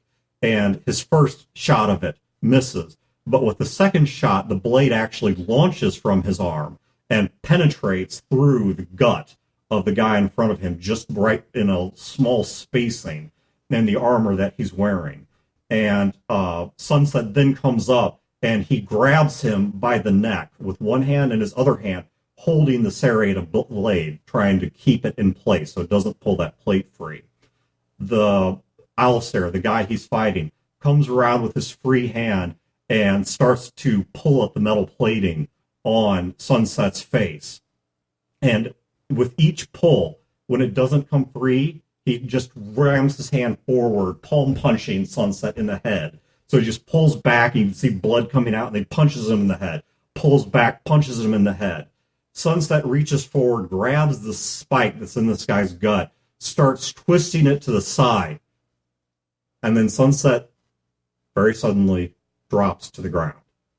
And at the Alistair, he raises he loosens his blade, steps back, and he's preparing to bring it down to strike the killing blow, but then hesitates, and he steps back, confounded. And he looks up and says, "Overseer, war is broken." And the Overseer says, "Point a light." And one of his assistants activates an actual electrical floodlight. They point it down in there, and where Sunset is on the ground, you can see the blood, you can see the partially loosened plates, you can see the spring mechanism from where the spike was launched, but there's a froth pouring out of his mouth. That there's no blood mixed in with it. It's just this kind of fuzzed froth, and his eyes are rolled up in the back of his head. And you hear Winslow yell, "First she assassinates our messenger, and now she assassinates our fighter." And you hear somebody out in the crowd cry, "True war!" And a shot rings out, and you see Duchess grasp at her chest, and as blood begins pouring from her chest, she falls forward and drops to the ground, grasping, and she's gasping for air, and she's reaching out to her masked guy, who grabs her and begins to pull away. And the guards from both House Culler and House Holloway, as well as the Overseer's guards, lift their rifles, and the two houses begin shooting at each other. The platform you were standing on is now being shot at. And the guards that are at the top with the Overseer do not fire, but simply grab him and pull him off of the platform. All right, everybody here, give me 2d6 plus a speed check. What we're doing here is just trying to make sure you're not in the line of fire. If anyone really botches this, you might be getting shot. None. Or shot at. I need to text my wife and let her know I'm going to be late. 9. I got an 11. Okay. 2 of you are getting shot at. Wait, what'd you get? Actually, all 3 of you are, if you got the 12. Yeah. We both got 9s. Did Does anyone want to bullet that? I do want to bullet that that. gives you another d6, And then which you can't fail because it's Right, all right. you need is a 1, so it's Right, right. automatic. Okay, you're not being shot at. I'm going to bullet You know that. what? That's worth a bullet. Okay? 11. If you want to spend 1, but it's going to take you 1 more bullet to get that. All right. That's guaranteed. I mean, yeah. It's still the 1. Yeah. Because it's fucking Wayne. It's still 3, 1. 2, and 1 is what I've rolled. Chad, do you want to bullet anything? No, No. Okay. I like it in shot. I actually thought about just letting it to go, but Okay. Do I still have a head wound of 7? No, I'm sorry. That you can remove that. That's been dealt with. Sorry. I should have indicated that before. Okay. Head wound of 7 too. You I- can get rid of. Oh, thank you. Let me start by dealing with. They did hit you, so Who, me? yes. Okay. I'm now dealing with what did they hit and did they actually do any damage to you? Put all this ceramic armor on. Oh yes, I know. Yeah, that's trust me. That's going to make a huge freaking difference. and you made fun of me for asking for the armor. So Did this, I assure you, your ceramic armor is going to make a big difference in terms of what happens. In fact, this roll loses 10 points of damage because of the ceramic armor. Wow. But he's gonna roll like a 20. Nope. Oh, no. Chad, the ceramic armor on your right thigh. So it's because I don't know if you've seen the ceramic stuff, but yeah, it goes down a little bit. Mm-hmm. So ceramic armor kind of hangs a little bit over your right thigh. You feel something impacted. You're definitely going to get a bruise there. It's not even worth mentioning as a wound. But your armor soaked. I start screaming like I'm dying. Your armor soaked it. You start screaming like you're dying. No, I was actually, so I was standing when the fight started. Lee stood up, walked over to the edge where Casey was standing, and he had his back to the fight because he wasn't going to watch it. Okay. But he couldn't leave. And So you feel something as soon as sting sunset- your ass. Yeah. You've been shot in the face, but Yeah. you've never been bullet shot because this was not Right. this was not a handful of gravel. This was a real Yeah, live well, as soon as round. like the fighting goes off, and that guy said that he turns around because he's standing by Casey. He has his hand on Casey's arm because his friend is fighting, and then war is broken, and he turns around and looks, and all this shit goes on, and he kind of like falls into Casey. And Chad, for your purposes, this doesn't happen. This has never happened since the formation of the houses and the machine. This has never happened. The machine done broke. So as you're like grasping at your ass, before you can even figure out what that bee sting feeling is, big old meat hook of a hand. Casey grabs you by the back of your armor, I guess. Yeah. He grabs Emily in his other hand, and he turns to you guys and goes, go, run. And he just starts bowling pinning. I mean, or bowling balling. Yeah. Just crashing through the crowd, who is also fleeing in panic.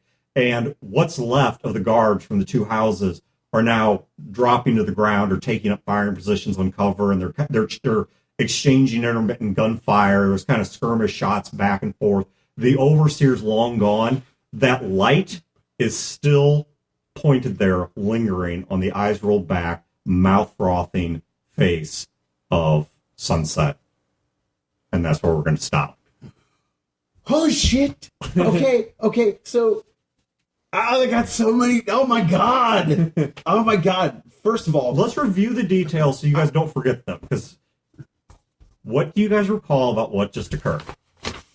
Well, he got shot in the ass. Lee got shot in the ass. So, Sunset dropped to the ground with the foam coming out of his mouth. Yes. Right.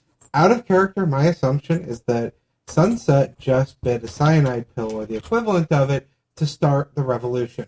So the syringe that was delivered by Casey in the last game session was not medicine for Mom, but the syringe that Sunset just took. No, it was for his mom. It was. He gave his mom that He medicine. gave his mom the... But why do I feel like there was something else there? Oh, I'm not saying there isn't. Right. But Just because the queen isn't a lizard person doesn't mean there's no conspiracy. No. What I'm saying is, so here's my thing. she could be a crab person. That's So true. I don't think that it's Or her. a werewolf. I think that it's him. I think that he knew that. Well, before you dejecture, so let's review the events, just because I want to make sure. Yeah. Well, let's rehearse this because so it's not forgotten. Okay, so he died with foam in the mouth. So Sunset died with foam in the mouth, eyes rolled back, in what appears to be a poisoning. Yep. Okay, what else do you remember? Then the Duchess was shot, Okay. and they screamed out "True War." Yes. All Who of- screamed out true war? Someone on the side of the Duchess. No. Someone in the crowd. Someone in the crowd, but I thought it was on our side. It might have been your direction, but it was There's someone. several thousand people. Yeah, it was not one of. So you're saying this was a Sam Adams Boston Massacre thing? Yes. Okay. Tight reference. Thank you very much. Wow. I mean, it's a conspiracy, and Sam Adams was the best of the founders because he was the idiot rabble rouser. You can see why I like him. Yeah. One of her masks pulled her away. Yes. Last we saw, she was alive but bleeding. Yes. We don't know what happened with their Huller's leader. No, you don't know what happened to Holloway's. So Holloway's. Winslow. Both sides opened fire on each other, Yes. hitting the crowd. As I'm sure we're getting Hitting hit in the Woody's ass. I process. mean, we cannot forget that. Stray bullets occur. Right. They Yeah. weren't aiming for the crowd, but yeah, stray bullets occur. The overseer was pulled, Yes. and they got away, seemingly unharmed. They weren't in the path of the fire. Hey, look at it this way. You get to keep the ceramic armor. Okay. True. Well, Which was a good call. Which was a good call. okay. What do you recall about the testimonies? We gave our testimonies. Yes. Emily gave hers about the sickness. About Yes. Emma Fowler. Yep. Then, after that, he gave his testimony that basically putting it all together. What's his name? Cyrus. Yep. Signed. Basically, did something with his signed the order to have the messenger executed. It was notarized by Weldon. Cyrus, now free, suddenly has a boat because he delivered this information Right. that night, assuming to And Eric. that's an assumption. That was Yeah, not to stated. Ethan. That's an assumption. It is an assumption, but that's the assumption we would make. It's a safe bet. Okay. I don't know about that. Out of character, I Wait. don't think that's a safe bet. Let me back you up to make sure you remember one other detail, because this goes back multiple games and therefore multiple months. But when you saw, was it Caldwell, what's his name? Your rival that I keep losing on my NPC sheet. Lip shit. James, it's. I keep, James Lipton. See, this is James why. Weldon. Yep, James this is Weldon. why I should use a notebook instead of note cards. Well, I for need to all clean. these. I've got too many notes. I need to consolidate them, clean them up. I don't use note cards. All right, Or a note. so okay, James Weldon. All right, they're claiming. Okay, so let's review the events that as they were stated. When was the guy, the messenger, who was supposed to be bringing the message of succor and money sent out? It would have been before any of that happened, before it fell apart. Precisely before all that shit happened. Yep. When did you see Weldon, It was after all that happened. and where was he headed at the time? Herman. He was heading to Herman. But it had not. It had already occurred. Right. So if he brought a message, if he had that message, obviously it would not have arrived at Right. that point. So do note that. Now, what actually happened and how that actually went down, or if Weldon's even really involved, that's mysteries I'll let you guys deal with next time or whenever. But I just want to make sure you guys remember those because like I said, that in fairness, that was months ago. So Yeah, I was thinking that at the time that he was like earlier when his name got brought up, I was thinking that was already too late for him to have delivered that. Gotcha. post-game commentary. Good game. Yeah. Enjoyed it. Not enough note passing. Except I have the one note here. I give that one a read. You got a pretty mouth. So the DJ genius. equals one bullet. That's cheap. Usually I use the bullet after the BJ so I don't have to pay. Wow.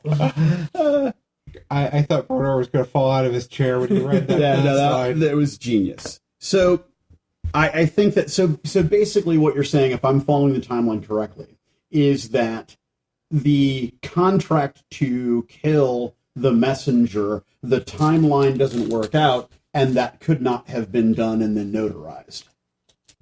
Well, Somebody lied.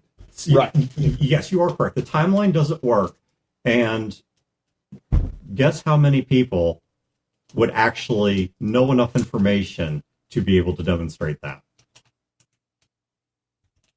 Well, I mean, If they were involved, assuming it wasn't forged, so if they were involved, Cyrus would know, right, Weldon would know, right, and you guys know. right. Those are literally the only people in the world, because Duchess may say it's not true, or maybe it is true. She may say it's not true, but she has no evidence. But encountering Weldon in the town, even if Wayne has no proof it occurred, Right.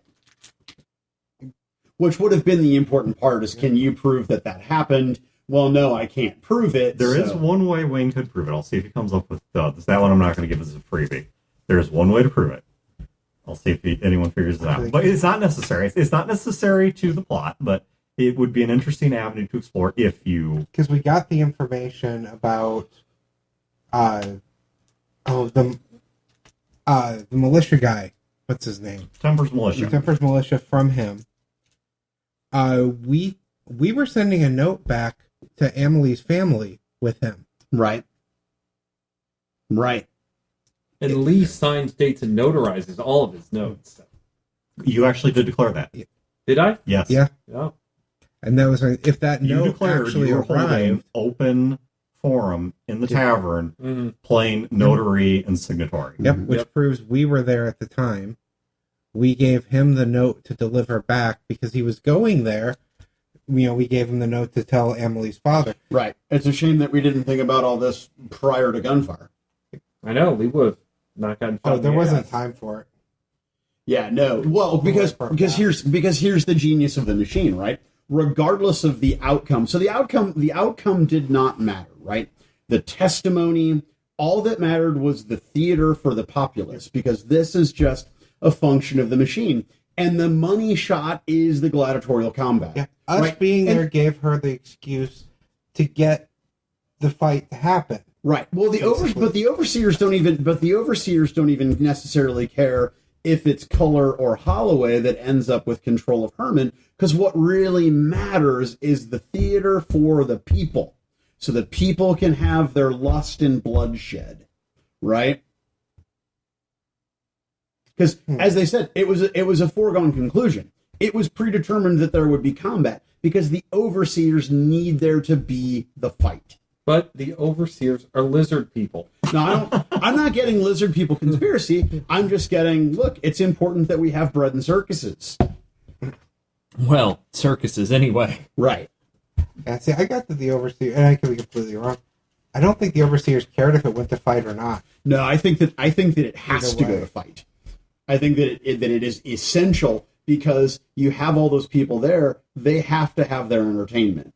And so it doesn't matter to them if it's Culler or so. The way I'm in my mind, the way that the overseers view the houses is that they're an important function to the machine, and their politics aside, a more important function of the machine is the entertainment of the masses.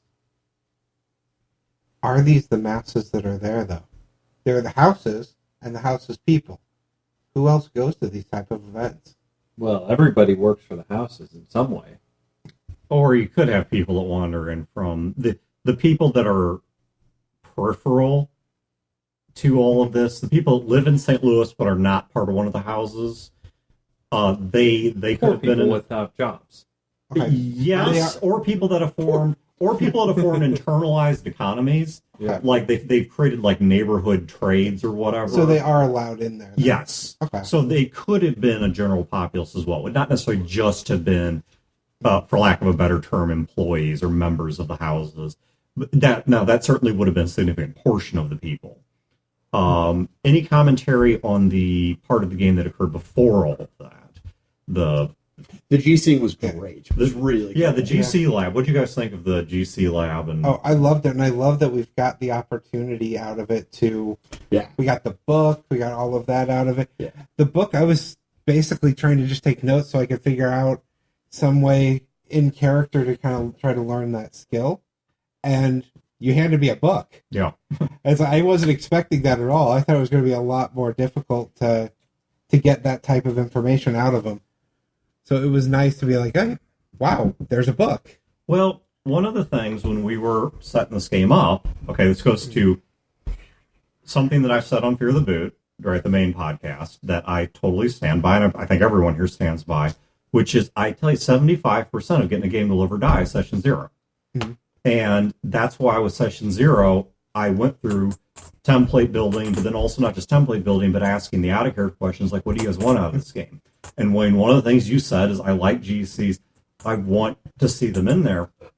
And so I decided, okay, it's one thing to have them in there, but I thought it would be a completely different dimension to the game if I actually tried to pull back and explain a little bit of this is what they actually are and how they work and how they fit into And society. I love it because we haven't got it in previous campaigns either. Right. So I wanted to give you that. So, I didn't tell you everything there is to know about GCs, but I at least gave you. I gave you something concrete. I didn't want to just be like, here's a breadcrumb. I wanted to give you a substantial something to chew on. Yeah, but it's something that both out of character and in character, I love. So out of character, I just love it because I love GCs. They're my favorite part of the setting. In character, there's a huge opportunity. That's a skill that people don't have that you can get paid a fortune for. But we also could just breed them and sell the offspring. Right. Well, and how does and that's a whole nother level of questioning. But how does the breeding work? I mean, obviously we can't interbreed them, right? So eventually we're going to have to get other GC'd horses, or are their genetic traits so dominant that they're very likely to pass them off to offspring? It's like cutting cocaine. Right. You Right. just Gotcha. keep Right. diluting it. Yeah, making a copy of a copy of a copy of a copy. Right. And you can breed them with regular horses.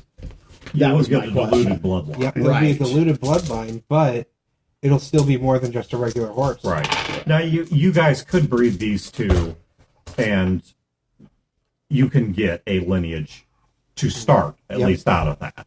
And you do have enough of the virus to whisper the first three. Mm-hmm. Or to if for some reason you guys lose the command code or something, to reset the ones that you have. So something else we're going to be dealing with more and very soon here, especially depending on how this turns out, is we've not touched your guys' group worksheet except for the purchase of the saddles. That came out of your group wealth, but these cards have just been sitting there and I've not used them. That is going to change. It's just you guys haven't really gotten to your first trade yet, and depending on what you guys do next game, I am severely disappointed that we did not play the real game. There was no note passing. I showed up for the real Skies of Glass game. I got none of it. So something All else this pitiful role play with the plebes. I mean, come on. Something else that I loved was that when it came time to be, at the forum among the people in the heart of the machine and testify and use your whatever fancy Greek lawyer skill you have. Oh, I knew he wouldn't. He just, I'm cool. I'm good. I'm good. Puff, puff, pass, Your Honor. Yeah, no, he fought to get out of there. Yeah. I didn't. Yeah, no, say it was anything. beautiful. It was absolutely beautiful. And a lot of Lee's concern about, part of it is he cares about Joe, and he understands that. Really? Yeah, he understands that Joe is Who knew? right. What I love is that everyone is like in character wise. Yeah. Everyone is looking at Joe as somebody that needs to be protected from this harshness of the world because he's this shining beacon of hope and belief and goodness that just doesn't exist elsewhere in the world. Well, and so everyone's trying to protect him from the real world. The only thing that is disappointing, and it's not a disappointment, it was just a result of the theater, is that I didn't have a moment to let the shock of what I had just witnessed settle in, right? Because I was expecting everybody there to be a death and everyone to stand up and cheer, and to Joe to just sit down and be dumbfounded. Yeah. But that didn't happen because gunfire, right? It was great. So all of that eventually, if we make it out of here alive and back to the vine in a way, eventually all of that's just going to come crashing in on him. Well, and in the end, it might actually be easier on you like this. No, it's absolutely true. Because being in danger and having to run is something you'd be more familiar with than watching the pit fight. Well, and what I didn't realize is that it wasn't Lee's concern wasn't, I mean, it was about Joe, but it was also about having to go back. Yeah. Having to go back and